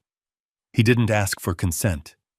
He simply reached out and grabbed my wrist, his fingers thick and rough. He stared at his watch, not at me. He wasn't counting a pulse. He was counting the seconds until he could get paid. Thready, he lied, dropping my hand as if it were a dead fish. Pupils are sluggish. Skin is clammy. He hadn't even looked at my eyes. Is he, ready? Brian asked, hovering nervously by the fireplace. For the shot. He is ready for whatever you pay me for. Evans said, his voice a gravelly rasp. He set his bag down on the low coffee table right next to my knee. 5,000. Cash. Now. 5,000, Brian squawked. You said 3 on the phone. It's late. It's a house call. And the patient is... Evans looked at me with cold, dead eyes. Complicated. 5,000, or I walk. Jessica hissed a curse under her breath. Just pay him, Brian. Get the cash from the safe. I don't know if we have 5 in the house. Brian stammered, his face flushing red. Check the emergency stash, the one under the floorboard. Jessica shouted, her composure cracking. Go! Brian scrambled out of the room, tripping over his own feet in his haste. Jessica followed him to the doorway, screaming whispers at his back about his incompetence. Don't screw this up, Brian, count it twice, she hissed, her back turned to the room. For a moment, I was alone with the doctor. Evans had turned away from me, opening his bag to rummage for a syringe. He pulled out a small glass vial filled with a clear liquid and set it on the table. Then he turned his back to me to watch the argument in the hallway, perhaps gauging if he should cut his losses and run.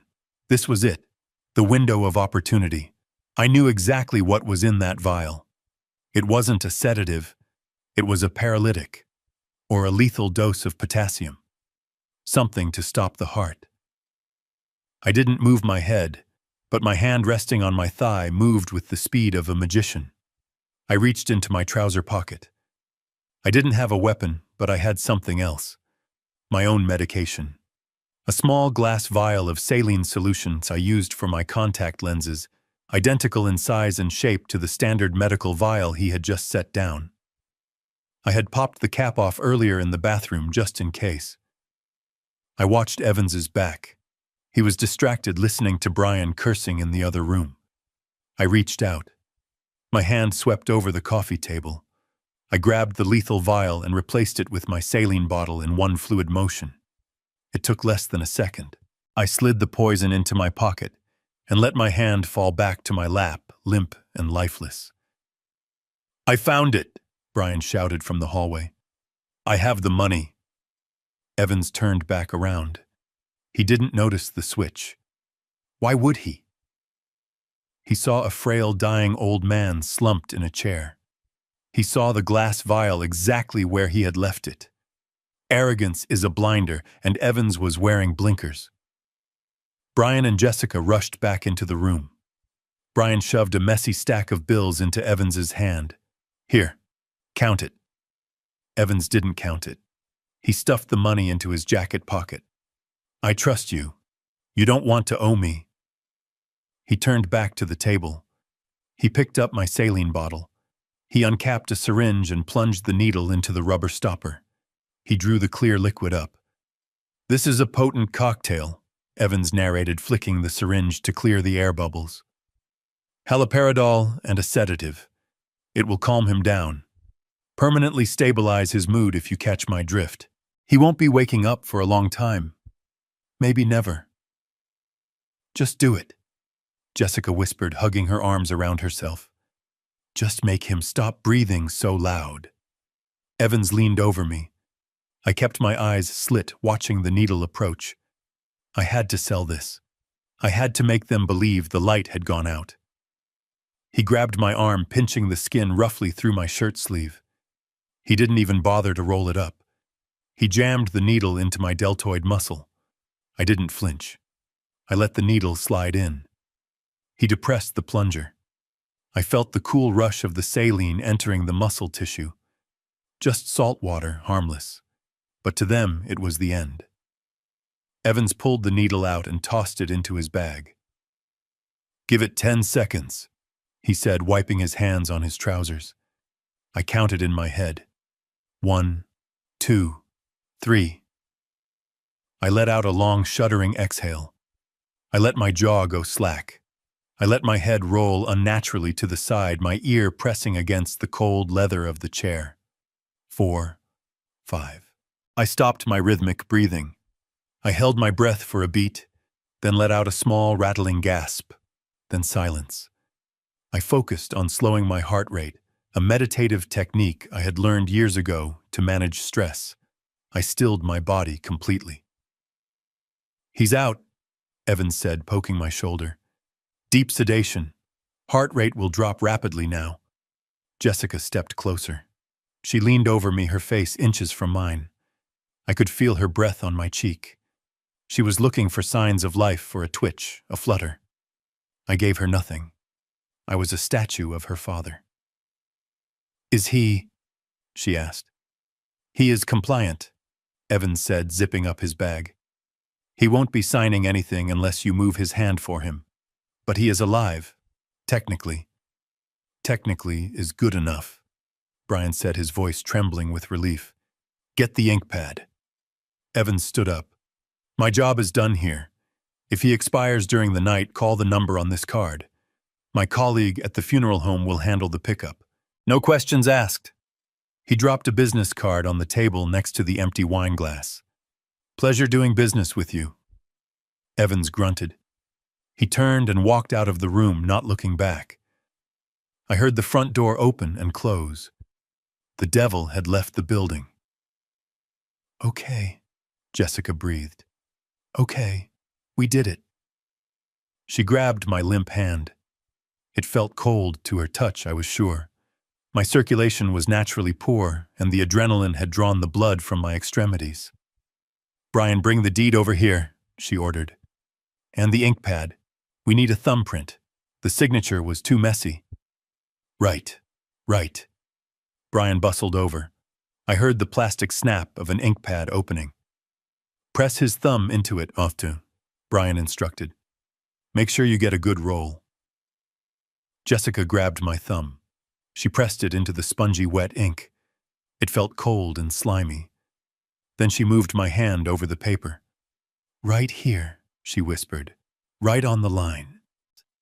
She pressed my thumb down onto the paper, rolling it side to side to get a full print. "Done," she said, lifting my hand and wiping the ink off with a napkin she pulled from her pocket. She tossed the napkin onto the floor. "We own it," Brian whispered, his voice full of awe. "We actually own it." "Not yet," Jessica said, her voice sharp. "We have to file it in the morning. But for now, he is handled." She stood up and looked down at me. "You should have just moved into the basement, Dad," she said softly. "You made us do this." She turned away. "Let's finish the champagne," she said to Brian. "Then we call the van.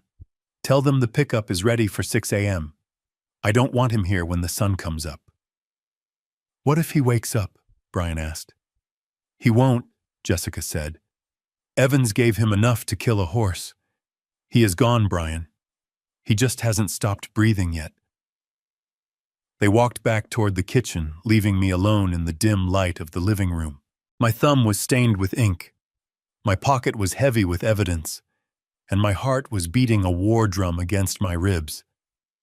They thought the play was over. They thought the curtain had fallen.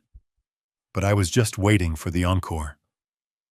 The front door clicked shut, sealing the room in a heavy conspiratorial silence. I lay motionless in the leather armchair, my head lolled to the side, breathing with the rhythmic, shallow rasp of the deeply sedated. Inside my mind was a razor cutting through the fog of their deception, recording every sound, every movement, every betrayal. "Okay." Jessica breathed out, her voice trembling, not with fear, but with a giddy electric adrenaline. "He is gone. Evans said he wouldn't wake up until noon tomorrow, if at all." "Get the pad." Brian snapped, his voice rough with greed. "And the wipes. I don't want ink all over the upholstery." I felt Brian's hands on me again. He didn't treat me like a person anymore. I was just a carcass, a slab of meat that stood between him and his salvation. He grabbed my right wrist, his grip clammy and bruising. He yanked my hand onto the armrest. "Open the pad," he ordered. I heard the plastic snap of the ink case. Jessica took my thumb. Her fingers were cold, her nails digging into my skin. There was no hesitation, no tremor of guilt. She pressed my thumb down onto the sponge. It felt wet and cold. "Right here," she whispered, guiding my hand to the paper. "Press hard. We need a clean print. The bank won't take a smudge."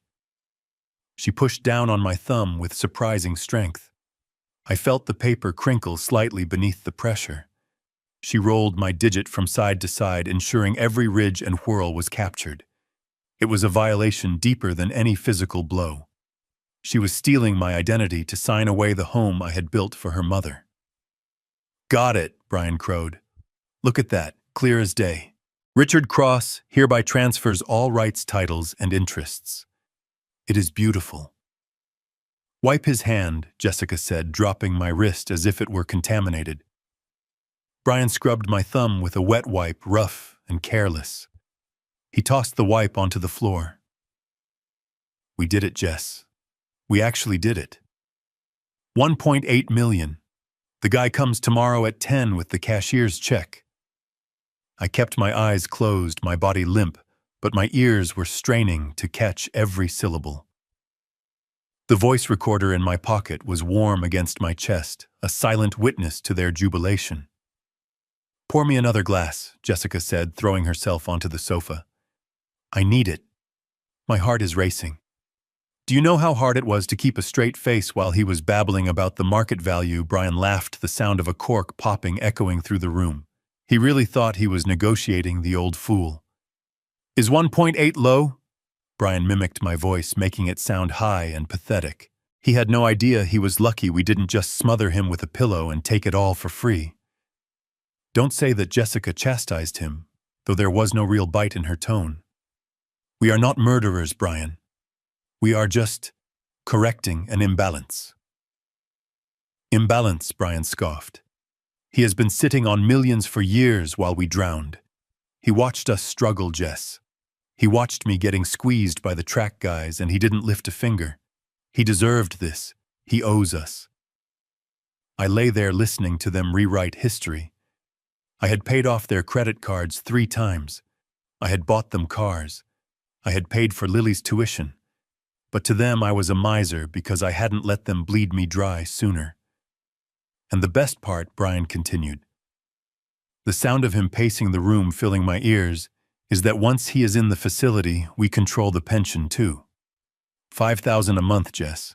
That covers the car payments and the club membership easily. Paradise Haven."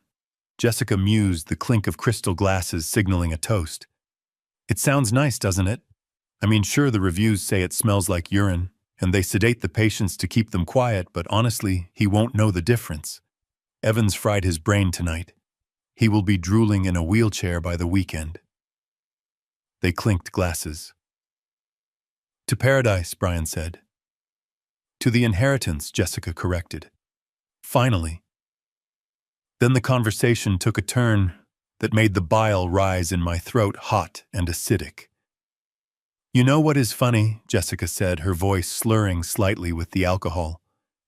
"Mom would be rolling in her grave if she saw this. Catherine. My sweet, brilliant Catherine." "Oh, please," Brian snorted. "Your mother was just as bad. She worshipped the ground he walked on. Richard knows best. Richard works so hard." "She was a doormat, Jess. She let him control everything. She was weak." Jessica agreed, and the venom in her voice pierced me sharper than any needle. She should have left the money to me directly. If she had any backbone, she would have set up a trust for us before she died. But no, she left it all to him. "Take care of your father, Jessica."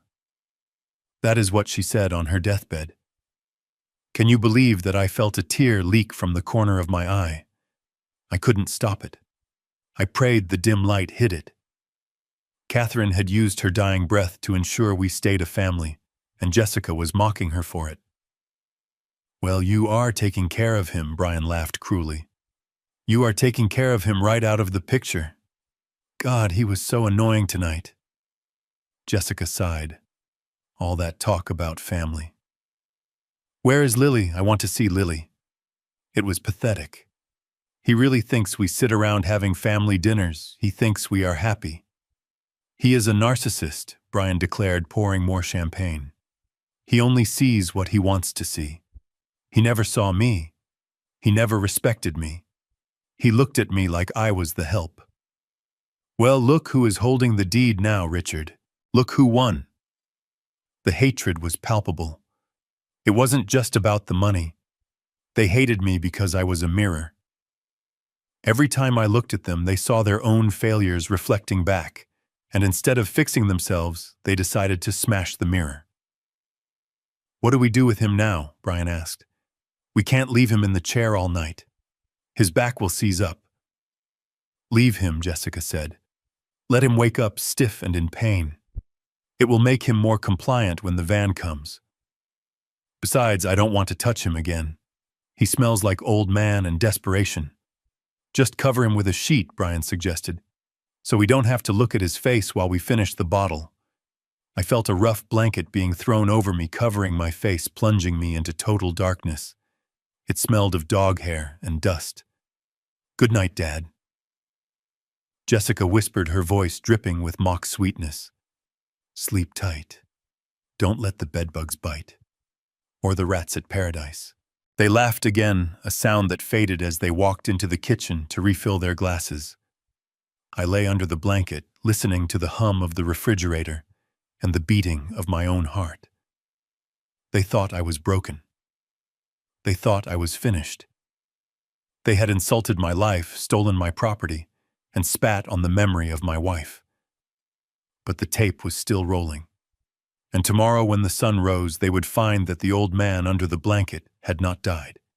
He had been reborn, and he was bringing hell with him. The morning sun sliced through the blinds of the home office, hitting my face with a blinding indifference. I had not slept. I had spent the last 6 hours lying motionless under the rough wool blanket, listening to the house settle and waiting for the sound that would signal the beginning of the end. My body was stiff, my joints aching from the awkward angle of the sofa bed, but my mind was sharp, a coiled spring ready to snap. At 6:15 exactly, I heard the heavy thud of footsteps upstairs, then the sound of a shower running. They were washing away the smell of celebrating my murder. 20 minutes later, the smell of strong coffee drifted down the hallway, masking the lingering scent of stale champagne and betrayal. The door to the office creaked open. I kept my eyes closed, my breathing shallow and ragged. I felt a presence looming over me. "He is still out." Brian whispered, his voice rough with a hangover. "Evans really gave him the good stuff." "Good," Jessica replied, her voice crisp and efficient. "Get him up. The van is pulling up now. I want him on the curb before Mrs. Gable comes out to get her paper." I heard the distinct rumble of a diesel engine outside, followed by the screech of brakes that needed servicing. It sounded less like a medical transport and more like a garbage truck. I let myself be manhandled as Brian pulled the blanket off me. He grabbed my arm and hauled me into a sitting position. I let my head loll forward, drool gathering at the corner of my mouth. I was the picture of a broken, senile man. "Can you walk, Richard?" Brian grunted, slapping my cheek lightly. "Wake up, old man. Time to go to your new home." I groaned, incoherent sounds bubbling from my throat. I allowed him to drag me to my feet. I leaned heavily against him, making him carry my weight. We shuffled out of the office and through the living room. The evidence of last night, the empty pill bottle, the ink pad, the signed deed, was gone. The room was spotless. They had scrubbed the crime scene. We stepped out onto the front porch. The morning air was crisp and cold. Parked in the driveway behind my Mercedes was a white van. It was rusted around the wheel wells, and the logo on the side, Paradise Haven Senior Care, was peeling and faded. It looked like a prison transport. 2 men got out. They were not wearing medical scrubs. They wore stained polo shirts and jeans, and they looked more like bouncers than caregivers. "Right on time," Jessica said, walking past me to greet them. She had put on a large pair of sunglasses and a cashmere cardigan, wrapping herself in the image of a grieving, concerned daughter. "This the patient?" one of the men asked, eyeing me with disinterest. "Yes," Jessica said, her voice dropping to a tragic whisper. "My father, Richard Cross. He has taken a turn for the worse. Dementia, violent outbursts. We can't care for him here anymore. It isn't safe." I watched through half-closed eyes as the neighborhood began to wake up. Mrs. Gable, the nosy widow from next door, was indeed walking down her driveway in her robe. She stopped when she saw the van. "Jessica." Mrs. Gable called out, clutching her chest. "Is everything all right? Is that your father?" Jessica turned to her, and the performance began. She took off her sunglasses, revealing eyes that were red-rimmed, not from crying, but from the alcohol she had consumed while signing away my life. "Oh, Mrs. Gable," Jessica choked out a sob, pressing a tissue to her dry eyes. "It is terrible. We tried so hard. But he doesn't know who we are anymore. He attacked Brian last night." She pointed at Brian, who looked appropriately disheveled, supporting my weight. "He tried to burn the house down." Jessica lied smoothly, her voice carrying in the morning air. The doctors say he needs 24-hour lockdown. It breaks my heart, but we have to let him go, for his own safety. Oh, you poor dear, Mrs. Gable cooed, walking closer, her face full of pity. You are such a good daughter to handle this. It must be so hard. It is the hardest thing I have ever done, Jessica sniffled. But I promised Mom I would take care of him. And if this is what he needs, she gestured to the two thugs by the van. Please be gentle with him, she pleaded, her voice trembling with fake emotion. He is fragile. The two men approached me. One of them grabbed my other arm. His grip was iron. Let's go, Pops, he grunted, nice and easy. They began to drag me toward the open back doors of the van. I could see the interior. It wasn't a medical transport. There were no monitors, no oxygen tanks, just a metal bench with restraint straps bolted to the wall. It was a cage on wheels. I looked at the neighbors who were now gathering on their lawns. Mr. Henderson across the street was shaking his head sadly. The young couple 2 doors down looked sympathetic. They were all buying it. They saw a tragic family crisis, a devoted daughter making a tough choice. They didn't see the shark circling. They didn't see the ink stain on my thumb. Jessica stood by the van door wiping imaginary tears, her hand resting on Brian's arm for support. She looked at me one last time. Her eyes were hidden behind the sunglasses, but I knew what expression was there. Triumph. She had won. She had the house, the money, and she was disposing of the evidence in broad daylight, while the neighbors applauded her sacrifice. Get him in the chair, one of the men said, pulling a wheelchair from the back of the van. Strap him down. We got a long drive. I let them push me down into the wheelchair. I let them fasten the straps across my chest. I sat there slumped and silent, watching my daughter accept a hug from Mrs. Gable. You are doing the right thing, dear, Mrs. Gable said, loud enough for me to hear. He is lucky to have you.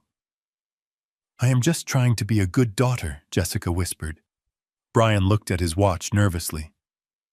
Let's get this moving, he muttered. Traffic. All set, ma'am, the driver said, slamming the wheelchair locks. We will take it from here. You can visit, well, when he settles. Thank you, Jessica breathed. Take care of him. She waved a hand, a final goodbye to the father she was discarding. The driver moved to close the van doors. The metal doors began to swing shut, blocking out the sun, blocking out the neighborhood, sealing my fate. But they didn't close. A black SUV screeched around the corner, its tires biting into the asphalt. Then another, and another. They swarmed the cul-de-sac, blocking the driveway, boxing in the rusted van. Sirens didn't wail, but the blue and red lights flashed silently, reflecting off the windows of the silent suburban homes. The driver froze his hand on the door handle. Jessica dropped her tissue. Brian turned the color of old milk. I lifted my head. I opened my eyes, fully letting the act drop. I sat up straight in the wheelchair, straining against the straps. The show is over, Jessica, I said, my voice clear and strong, cutting through the morning air like a blade.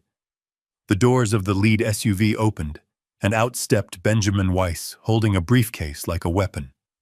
Behind him, the county sheriff stepped onto the pavement, adjusting his belt. I looked at my daughter. Her mouth was open, her sunglasses sliding down her nose. I smiled, and I didn't look like a dementia patient anymore. I looked like the man who owned the bank. I reached down and unsnapped the buckle across my chest, with a sharp metallic click that echoed in the silent cul-de-sac. The sound was like a gunshot. The two orderlies from the van took a step back, their hands hovering near their belts, unsure if they should restrain me or run. They looked at the SUVs blocking their exit, then at the sheriff stepping onto the pavement, and they made the smart choice. They raised their hands and backed away, leaving me alone in the center of the driveway. I stood up. I didn't struggle. I didn't wobble. I rose from that wheelchair with the fluid grace of a man who had spent his life commanding boardrooms, not nursing homes. I brushed the imaginary lint from my lapels and straightened my spine until I towered over my daughter. The transformation was instant and terrifying to behold. The drooling, confused invalid vanished, replaced by the predator who had eaten competitors for breakfast for 40 years. Benjamin Weiss walked toward me, his Italian loafers clicking on the asphalt. He didn't look at Jessica. He didn't look at Brian. He looked only at me, his face a mask of professional deferral. He stopped 2 feet away and opened a silver case he pulled from his breast pocket. "Your cigar, Richard," he said, his voice calm and carrying. "And your lighter, just as you requested." "Thank you, Benjamin," I said, taking the Cohiba and the gold lighter. My voice was no longer the raspy whisper of a dying man. It was deep, resonant, and dripping with authority. I lit the cigar, taking a long, slow draw. The tip glowed cherry red, a burning eye in the morning shadow. I exhaled a thick plume of blue smoke, letting it drift directly into Brian's face. He coughed, stumbling back, his eyes bulging as if he were seeing a ghost. "Dad," Jessica whispered, her voice trembling. What are you doing, officer?" She spun around, desperate to regain control of the narrative, pointing a shaking finger at me. "Officer, thank God you are here. You have to help us. My father is having a psychotic break. He is violent. He thinks he is. He doesn't know where he is. Please, you have to restrain him before he hurts himself." She was good. I had to give her that. Even as her world collapsed, she stuck to the script. She looked at the neighbors, her face contorted into a mask of terrified concern, trying to salvage her reputation as the saintly daughter. Sheriff Miller walked past her as if she were a ghost. He was a large man, solid as a mountain, with eyes that had seen every lie a criminal could invent. He stopped in front of me and tipped his hat. "Mr. Cross," the sheriff said respectfully. "Good to see you up and about. We received the digital evidence packet from your attorney this morning. The audio files were very illuminating." "Evidence," Brian squeaked. His face had gone from pale to a sickly gray. He looked at the van, then at the police cars, calculating odds that didn't exist. Jessica froze. The word hung in the air, heavy and damning. "I don't understand," she stammered, her eyes darting between me and the sheriff. "What evidence? My father is sick. He is confused. He needs to go to the hospital." I took another drag of the cigar and stepped closer to her. I invaded her personal space, forcing her to look up at me. I saw the blood drain from her face as she looked into my eyes and saw absolutely no mercy. "I am not confused, Jessica," I said softly, my voice projecting clearly to the silent crowd of neighbors watching from their lawns. "I know exactly where I am. I am standing in the driveway of a house I paid for, looking at a daughter who tried to sell me to a glue factory for spare parts." "No," Jessica gasped, taking a step back. "That is not true. He is lying. The dementia is making him paranoid." "Drop the act," I roared, the sudden volume making her jump. The sound of my command cracked the morning air like a whip. Mrs. Gable gasped from her driveway. The young couple down the street stopped whispering. "We are done with the lies," I continued, my voice returning to a deadly calm. "I know about the gambling debts, Brian. I know about the empty Xanax bottle you hid in the bathroom trash. I know about the doctor you paid $5,000 to last night. And I know you forged my thumbprint on a deed while I pretended to be comatose." Brian started to hyperventilate. He grabbed his chest, leaning against the van for support. You were awake," he wheezed. The whole time I confirmed, smiling a smile that didn't reach my eyes. "I heard every word. The toast, the insults to your mother, the plan to let me rot in a state facility so you could cash my pension checks. I heard it all. And so did the sheriff." I reached into my pocket and pulled out the voice recorder. I held it up like a talisman. Jessica stared at the device, her mouth opening and closing like a fish on dry land. The realization crashed over her. The senile old man hadn't just outsmarted her. He had baited a trap and watched her walk right into it. "This is entrapment!" she shrieked, her voice rising to a hysterical pitch. "You can't use that. You tricked us." "I didn't trick you into trying to kill me, Jessica," I said coldly. "I just gave you the opportunity to show the world who you really are. And you didn't disappoint." Weiss stepped forward, opening a leather portfolio. "Sheriff," he said, handing over a sheaf of papers, "here are the affidavits from Mr. Cross's cardiologist confirming his heart condition and the lethal nature of the drugs found in the defendant's possession. Here is the bank record of the unauthorized transfer attempt made this morning at 8:01 a.m. And here is the foreclosure notice on this property, which proves motive." "Foreclosure," Jessica whispered. She looked at Brian. "You said we had time. You said we were just behind." "We are broke, Jess." Brian screamed, his facade finally shattering. "We lost it all, the house, the cars, everything. That is why we needed his money." He pointed a shaking finger at me. "It is his fault. If he had just given us the loan, we wouldn't have had to do this. He forced us." The cry of the narcissist, I said, shaking my head. "Blaming the victim for the crime." I turned to the sheriff. "Sheriff Miller, I believe you have everything you need." "I do, Mr. Cross." The sheriff said, his hand moving to his belt. Jessica looked around wildly. She looked at the neighbors who were now staring at her, not with pity, but with horror and revulsion. The mask had slipped, and the monster underneath was ugly. "You can't do this," she whimpered, backing away toward the house. "I have a daughter. I have a life.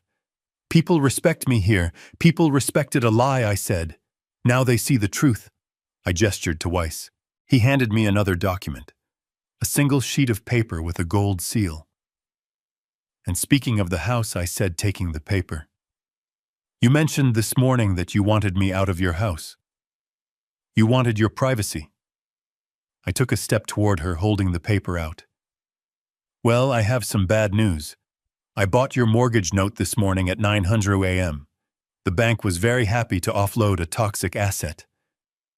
Jessica stared at the paper, her eyes uncomprehending. You bought the mortgage." "I am the bank now, Jessica," I said. "And I am foreclosing. Immediately." Her knees gave out. She didn't fall gracefully. She crumbled, sinking onto the asphalt of the driveway, her expensive cardigan trailing in the oil stains left by the rusted van. "Get off my property," I said. The sheriff stepped forward, unhooking a pair of handcuffs from his belt. The metal glinted in the sun. "Jessica Cross. Brian O'Malley," he announced, his voice booming. "You are under arrest for conspiracy to commit murder, elder abuse fraud, and grand larceny. Turn around and place your hands behind your backs." Brian began to sob, a pathetic heaving sound. He turned around slowly, surrendering, but Jessica stayed on the ground, looking up at me. "Dad," she whispered, tears finally spilling down her cheeks. Real tears this time. Tears of terror. "Dad, please. I am your daughter." I looked down at her.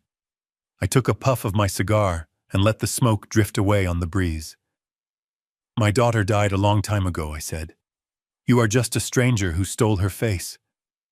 I turned my back on her as the sheriff pulled her to her feet, and the click of the handcuffs signaled the end of her freedom. I looked at Weiss. "Get Lily," I said. "Let's go home." The sheriff tightened the cuffs on Brian's wrists, the ratcheting sound sharp and final, but Jessica was still fighting. She wasn't fighting physically. She was fighting with the desperation of a narcissist whose narrative was crumbling. She twisted her body toward the neighbors, her face a mask of tear-streaked martyrdom. "They are lying," she screamed, her voice cracking. "My father is vindictive. He is using his money to frame us. We only wanted to help him. We love him. You all know me. You know I am a good mother. Mrs. Gable, tell them. Tell them how I take care of my family." Mrs. Gable looked uncertain, her hands fluttering at her throat. The seeds of doubt that Jessica had planted over the years were deep.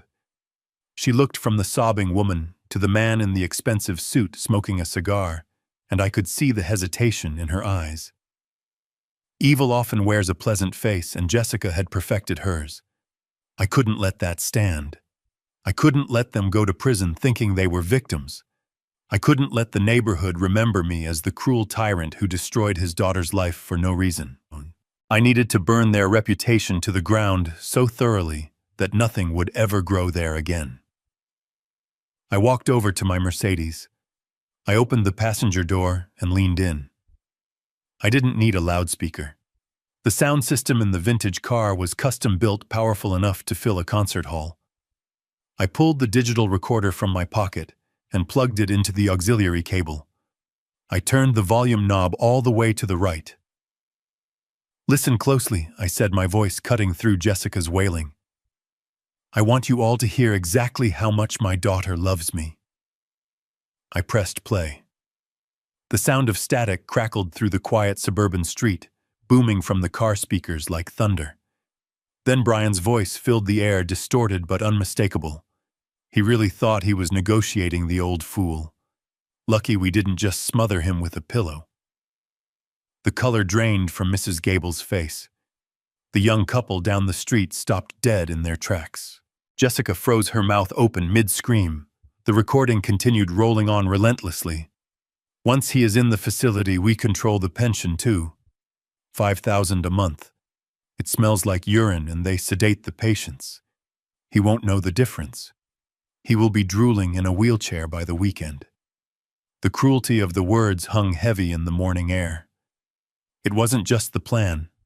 It was the glee in their voices, the casual malice. It was the sound of predators playing with their food. Then came Jessica's voice, clear and sharp. Mom would be rolling in her grave. She was a doormat. She was weak. I watched Jessica as the recording played. She wasn't looking at the neighbors anymore. She was looking at the ground, shrinking into herself, realizing there was no spin, no lie, no manipulation fun that could cover the naked ugliness of her own soul, broadcast at 100 decibels.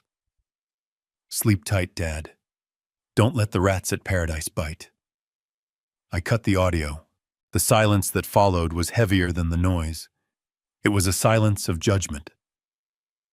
Mrs. Gable turned her back on Jessica and walked into her house, slamming the door. It was a verdict more damning than any judge could give. Jessica looked up at me. Her eyes were dead. Satisfied, she whispered. "Not yet," I said. I nodded to Benjamin Weiss. He stepped forward again, adjusting his glasses. He held a leather-bound folio in his hands, not the flimsy paper of a deed, but the thick bonded paper of serious banking. "You seem to be under the impression," Weiss said, his voice projecting with courtroom clarity, "that your biggest problem today is the criminal charges. While those are substantial, Mr. Cross and I felt it was important to address your living situation as well." "My living situation," Brian stammered, sweat dripping off his nose. "What does that mean? We live here." "This is our house." "Is it?" Weiss asked. He opened the folio. "According to the records at the county clerk's office, which I accessed at 7 a.m. this morning when the doors opened, you have not made a mortgage payment in 6 months. You are in default. You have received 3 notices of intent to foreclose." Brian looked at Jessica. Jessica looked at the sky. "So what?" Brian spat, trying to regain some shred of bravado. "Banks take months to foreclose. Years. We have rights. We have time. We were going to pay it off with the money from selling my house I finished for him. From stealing my equity." Weiss smiled. It was a shark's smile, thin and terrifying. "That is true," Weiss said. "Banks are slow. Bureaucracy is inefficient. However, banks are also businesses. And they are very happy to get bad debt off their books, especially when a motivated buyer walks in with a cashier's check for the full balance of the note." Jessica's head snapped up. "What did you do?" she whispered. I took a step closer, my shadow falling over her. I walked into First National Bank this morning, I said. I spoke to the vice president of asset management. We have played golf together for 20 years. I asked him about the note on this property. He was very happy to sell it to me. I pulled a document from my inside pocket. It had a gold seal embossed at the bottom. I bought your mortgage, Jessica. I bought the debt. I didn't pay it off for you. I acquired it. You can't do that. Brian stammered. I can, and I did. I said, I am the lien holder now. I am the bank. And unlike First National, I have no patience for delinquent tenants. Weiss handed me a pen. The mortgage contract contains an acceleration clause, Weiss explained to the silent audience. Upon transfer of the note, the new holder has the right to demand full payment of the outstanding balance immediately if the loan is in default. I looked at Brian. The balance is $420,000, I said. Can you pay me right now, Brian? Do you have it in your pocket, or did you give it all to the bookie? Brian shook his head, mute. Then I am exercising my right to foreclose, I said. Immediately.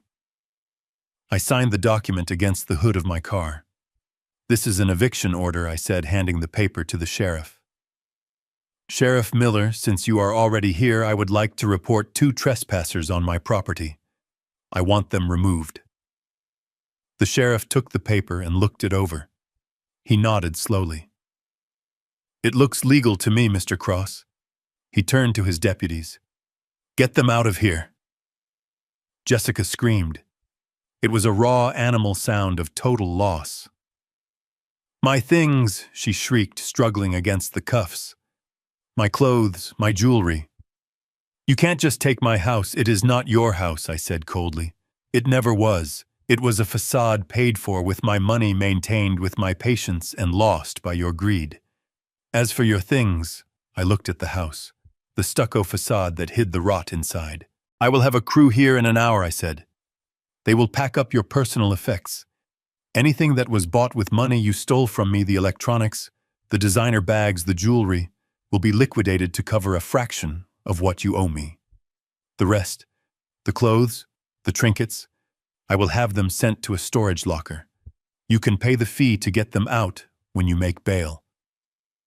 If you make bail, you are leaving us with nothing. Brian sobbed, his knees buckling so that the deputies had to hold him up. I am leaving you with exactly what you earned, I said. I turned to the sheriff. Take them away. I am tired of looking at them. The deputies began to march them toward the squad cars. Jessica twisted her head around her eyes, locking onto mine one last time. I hate you, she screamed. I hope you die alone in that big house. I watched her. I watched the daughter I had raised, the woman who had plotted my death, being shoved into the back of a police cruiser. I won't be alone, I said to the empty air. I will be free. The doors slammed shut. The engines roared to life. The lights flashed, reflecting off the windows of the house that was now mine. I stood in the driveway as the cars drove away, taking the poison out of my life. The silence returned to the street. It was a clean silence. Weiss closed his folio. Well done, Richard, he said softly. I looked at the house. I looked at the dry fountain. Call the locksmith, I said, and call the real estate agent. I want this place sold. I don't want a single brick of it left in my name. What about the proceeds? Weiss asked. Give it to the shelter, I said. The one for stray dogs. At least they are loyal. I turned and walked back to my car. Lily was waiting in the passenger seat. She looked scared but safe. I got in and started the engine. Let's go get some breakfast, I said to her. Real food. No poison. She smiled, a small, tentative thing. Okay, Grandpa. I drove away from the house without looking back. The rearview mirror showed only the empty driveway and the open road ahead. The nightmare was over. The checkmate was complete. And for the first time in a long time, the air tasted sweet. The silence that followed my declaration of eviction was broken by the static chirp of the radio on Sheriff Miller's shoulder. It was a harsh mechanical sound that seemed to snap the paralysis holding everyone in place. The voice on the other end was tinny but distinct enough for us all to hear. Dispatch to Sheriff Miller. Suspect Evans has been apprehended at the airport. He had a bag full of cash and unauthorized medical sedatives. He is currently in custody, and he is talking. He claims he was hired by a Jessica Cross and Brian O'Malley to falsify a death certificate. The color drained from Brian's face so completely, he looked like a wax figure melting in the sun. The last thread of hope, the possibility that they could spin this as a misunderstanding or a family dispute gone wrong, had just been severed. The doctor they had hired, the man they trusted to end my life, had sold them out the moment the handcuffs touched his wrists. Sheriff Miller looked at Brian. He didn't look angry. He looked disappointed, like a parent looking at a child who had done something unforgivable. Brian O'Malley, the sheriff, said, his voice heavy with authority. "Turn around." Brian didn't turn around. He collapsed. It wasn't a faint. It was a surrender of the spine. He dropped to his knees on the asphalt of the driveway, his expensive suit pants tearing on the rough stone. He began to weep, a high, keening sound that made the neighbors look away in embarrassment. "It wasn't me," Brian sobbed, snot running down his face. "I didn't want to do it. It was her. It was all her idea." He pointed a shaking finger at Jessica, who was standing frozen a few feet away. "She made me do it," Brian screamed, his voice cracking. "She said we needed the money. She said he was old and wouldn't feel anything. I just wanted to ask for a loan, but she said no. She said he had to go, please. Sheriff, I am a victim here. She manipulated me." I watched him with cold detachment. This was the man my daughter had married. This was the man I had welcomed into my family. A coward who would throw his wife to the wolves to save his own skin. He had mixed the poison. He had poured the wine. But now, kneeling in the dirt, he was just a terrified child pointing fingers. The deputies moved in. They didn't treat him gently. They grabbed his arms and hauled him up, forcing his hands behind his back. The sound of the handcuffs ratcheting shut was loud and final. Click, click, click. "You have the right to remain silent," the deputy recited, dragging Brian toward the patrol car. "I suggest you use it," Sheriff Miller added dryly. "Though your friend Dr. Evans has already filled in most of the blanks." Brian was shoved into the back of the cruiser, his face pressed against the window, tears streaming down the glass. He looked at me, mouthing the word sorry over and over again, but I looked through him as if he were made of smoke.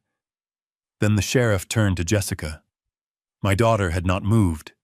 She was staring at the spot where Brian had been kneeling, her face a mask of shock that was slowly cracking into rage. She had watched her husband betray her in seconds. She had watched her plan disintegrate.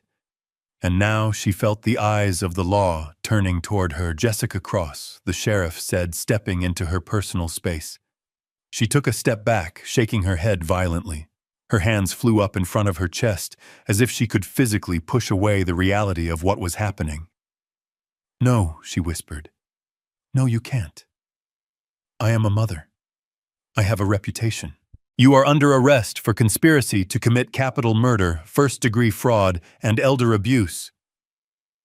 The sheriff continued, his voice relentless. He reached for her wrist. Jessica screamed. It was a feral sound, a shriek of pure entitlement being denied. She jerked her arm away, flailing wildly. Her fingernails raked across the sheriff's arm, leaving thin red lines, but he didn't flinch. He simply grabbed her harder, spinning her around with practiced efficiency. "Get off me!" she shrieked, kicking out at the deputy who came to assist. "You are hurting me! Dad, tell them to stop! Tell them who I am!" I stood by my car, my arms crossed, watching the spectacle. "I know exactly who you are, Jessica," I said, my voice cutting through her screams. "You are the woman who pressed my thumb onto a deed while you thought I was dying. You are the woman who laughed about putting me in a place that smelled of urine." She stopped struggling for a second, looking at me over her shoulder, as the deputy locked the cuffs onto her wrists. Her hair was wild, her face blotchy with rage. "I did it for us," she hissed, spitting the words at me. "I did it because you were too selfish to share. You sat in that big house with your millions while we suffered. You forced my hand, Dad. This is your fault. Look at what you are doing to your family." The audacity was breathtaking. Even in handcuffs, even facing a life sentence, she could not accept responsibility. She was the hero of her own twisted story, and I was the villain who had refused to die on cue. "It is always someone else's fault, isn't it, Jessica?" I said, shaking my head slowly. "It is the economy's fault. It is the bank's fault. It is my fault. You never learned that your life is the sum of your choices, and you chose to kill me." "Take her away," I told the sheriff. "No," Jessica screamed again as they began to drag her toward the second patrol car. "No, wait. I have rights. I want my lawyer."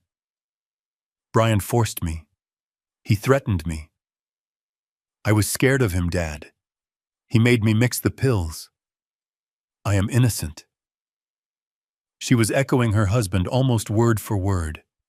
They were snakes eating their own tails. The love they had toasted to the night before the partnership they had celebrated had evaporated the moment consequences arrived. There was no loyalty among thieves, and there was certainly no love in the heart of my daughter. The neighbors watched in stunned silence. Mrs. Gable was holding her hand over her mouth, her eyes wide. She had seen Jessica at the bake sales and the community meetings. She had believed the mask. Now she was seeing the monster being dragged, kicking and screaming into a police car. Jessica fought them all the way to the door. She hooked her leg around the frame, refusing to get in. "My clothes," she wailed, her dignity completely gone. "My jewelry. You can't leave them here, they will be stolen." The sheriff pushed her into the back seat and slammed the door shut, cutting off her voice. I walked over to the car. I looked through the window. Jessica was thrashing against the seat, kicking the partition between her and the driver. She looked like a trapped animal. Then she saw me. She stopped moving. She pressed her face against the glass, her eyes burning with hatred. She mouthed something at me. I couldn't hear it, but I could read her lips. "I hate you." I nodded, acknowledging the message. "I know," I said quietly. "And that is why you are in there and I am out here." The sheriff tapped the roof of the car, and the driver put it in gear. The cruiser pulled away, following the one carrying Brian. I watched the red taillights disappear down the street, carrying the wreckage of my family toward the county jail. I stood there for a long moment, in the empty driveway. The sun was fully up now, illuminating the dry fountain and the neglected lawn. The house stood silent, a monument to greed and failure. Sheriff Miller walked over to me. He was rubbing the scratches on his arm. "Are you all right, Mr. Cross?" he asked, his voice gentle. I took a deep breath. The air smelled of exhaust and morning dew. It didn't smell of perfume and rot anymore. "I am free, Sheriff," I said. "For the first time in years, I am actually free." I turned away from the house. I didn't look back. There was nothing there for me anymore. Just bricks and bad memories. I walked toward my car where Lily was waiting. She had watched the whole thing, her face pressed against the glass. She was crying, but they weren't tears of fear anymore. They were tears of relief. I opened the door and got in. "It is done," I told her. She nodded, wiping her eyes. "What happens now, Grandpa?" "Now," I said, starting the engine. "Now we go to the lawyer's office. I have a will to rewrite. And then we are going to get you the biggest breakfast in the city." But I put the car in drive and pulled away, leaving the empty house and the sirens behind me. I was 70 years old, alone and heartbroken. But as I drove down the street, I felt a strange sensation in my chest. It wasn't pain. It was the steady, strong beat of a heart that had survived the poison. I was alive. And for today, that was enough. I walked slowly toward the patrol car, where my daughter sat behind the reinforced glass. The flashing red and blue lights swept across her face, illuminating a mask of ruined mascara and raw terror. She was no longer the confident woman who had sipped champagne while waiting for me to die. She was a cornered animal, realizing that the trap she had built for me had become her own cage. She saw me approaching and lunged at the window. Her handcuffs clattered against the glass. She was shouting something, screaming it with such force that veins bulged in her neck, but the sound was muffled by the heavy door. The deputy standing guard looked at me. "Do you want me to roll it down, sir?" he asked. I nodded once. The window slid down 3 inches. The sound of her weeping spilled out into the quiet morning air. "Dad," she choked out. "Dad, please. Look at me. I am your flesh and blood. You cannot send your own flesh and blood to prison. We share the same DNA. Does that mean nothing to you?" I looked at her. I looked at the woman I had bounced on my knee, the woman whose tuition I had paid, whose mistakes I had covered for decades. I looked for a trace of love in her eyes, but all I saw was a desperate calculation. Even now at the end, she was trying to leverage biology to escape accountability. "Flesh and blood," I repeated, my voice low and steady. "You keep using those words as if they are a magic spell that grants you immunity. But you seem to forget something, Jessica. Last night you handed me a glass of wine laced with enough sedatives to stop a human heart. You intended to turn that flesh and blood into a corpse." "I didn't mean to kill you," she sobbed. "I just wanted you to sleep. I just needed the money. I was desperate, Dad. Desperation makes you do crazy things." "Desperation is asking for a loan," I said. "Desperation is selling your jewelry or getting a second job. What you did was not desperation. It was execution. You sat in that chair and you watched the clock waiting for me to expire. You laughed about it. You mocked your mother's memory while you waited for my heart to stop beating." She flinched as if I had slapped her. "I am sorry," she wailed. "I am so sorry. I will pay you back. I will sign whatever you want. Just tell them it was a misunderstanding. Tell them you gave us permission. Please, Dad. I am your little girl." I leaned closer to the window so she could see every line on my face, every year of age that she had tried to steal from me. "My little girl would never have done this," I said. "My little girl had a heart. You are just a stranger who wears her face. You severed the tie between us the moment you crushed those pills. You did not just try to kill a man, Jessica. You killed your father. He died last night in that armchair. The man standing in front of you is just the witness who is going to ensure you spend the rest of your life in a cell."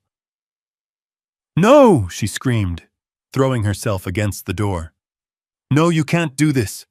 I am your daughter." "I have no daughter," I said, my voice cold and final as a tombstone. "I have a granddaughter. I have a memory of a child who no longer exists, but I do not have a daughter.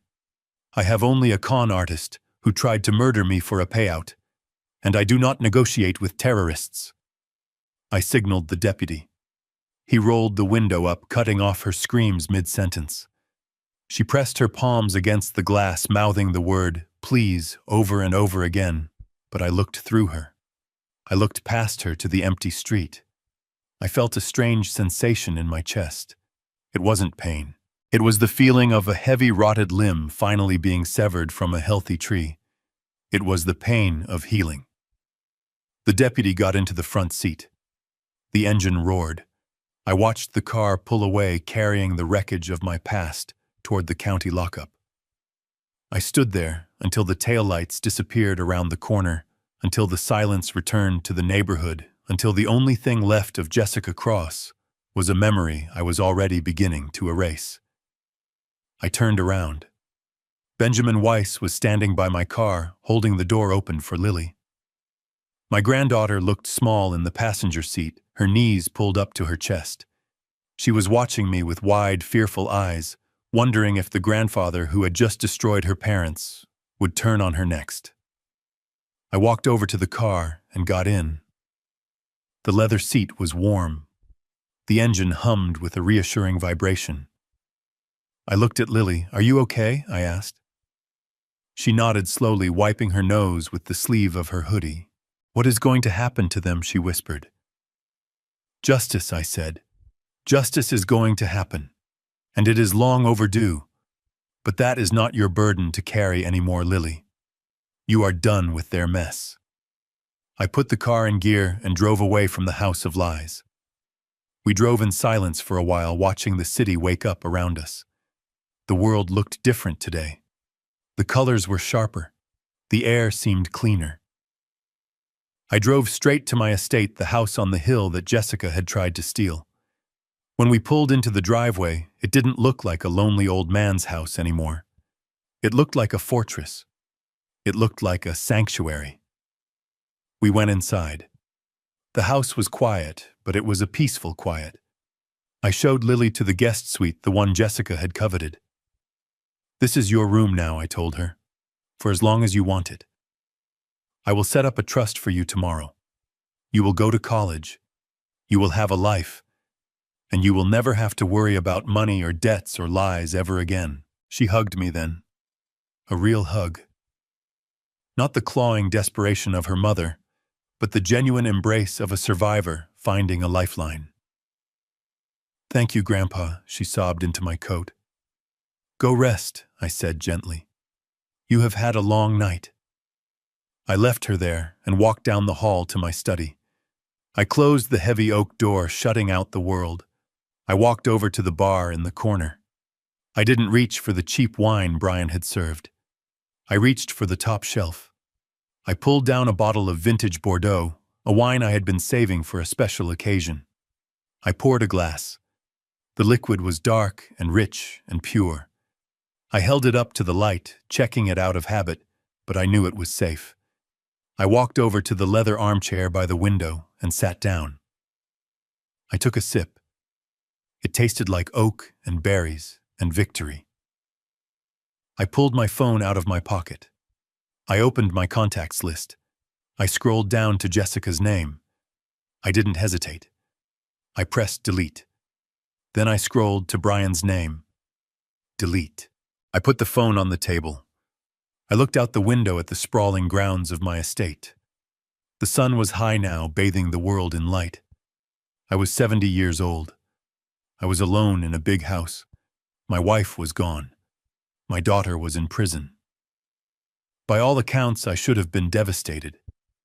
But as I sat there, tasting the wine, feeling the rhythmic beat of my heart, I didn't feel devastated. I felt light.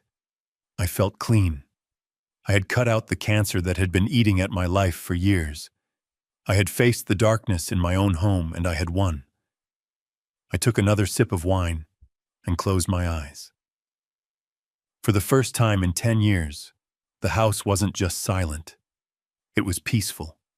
And that peace was worth every penny I had fought to keep. The trash was taken out. The books were balanced. And I, Richard Cross, was finally truly free. This story serves as a brutal reminder that shared DNA does not guarantee loyalty, love, or integrity. Richard Cross's harrowing experience teaches us that blind trust, even in our own children, can be a fatal vulnerability when met with greed. True family is built on mutual respect and genuine care, not entitlement or manipulation. It underscores that setting firm boundaries is not an act of cruelty, but a necessary survival instinct against toxicity. Ultimately, Richard proves that dignity has no expiration date, and walking away from those who harm us is sometimes the only way to truly save ourselves.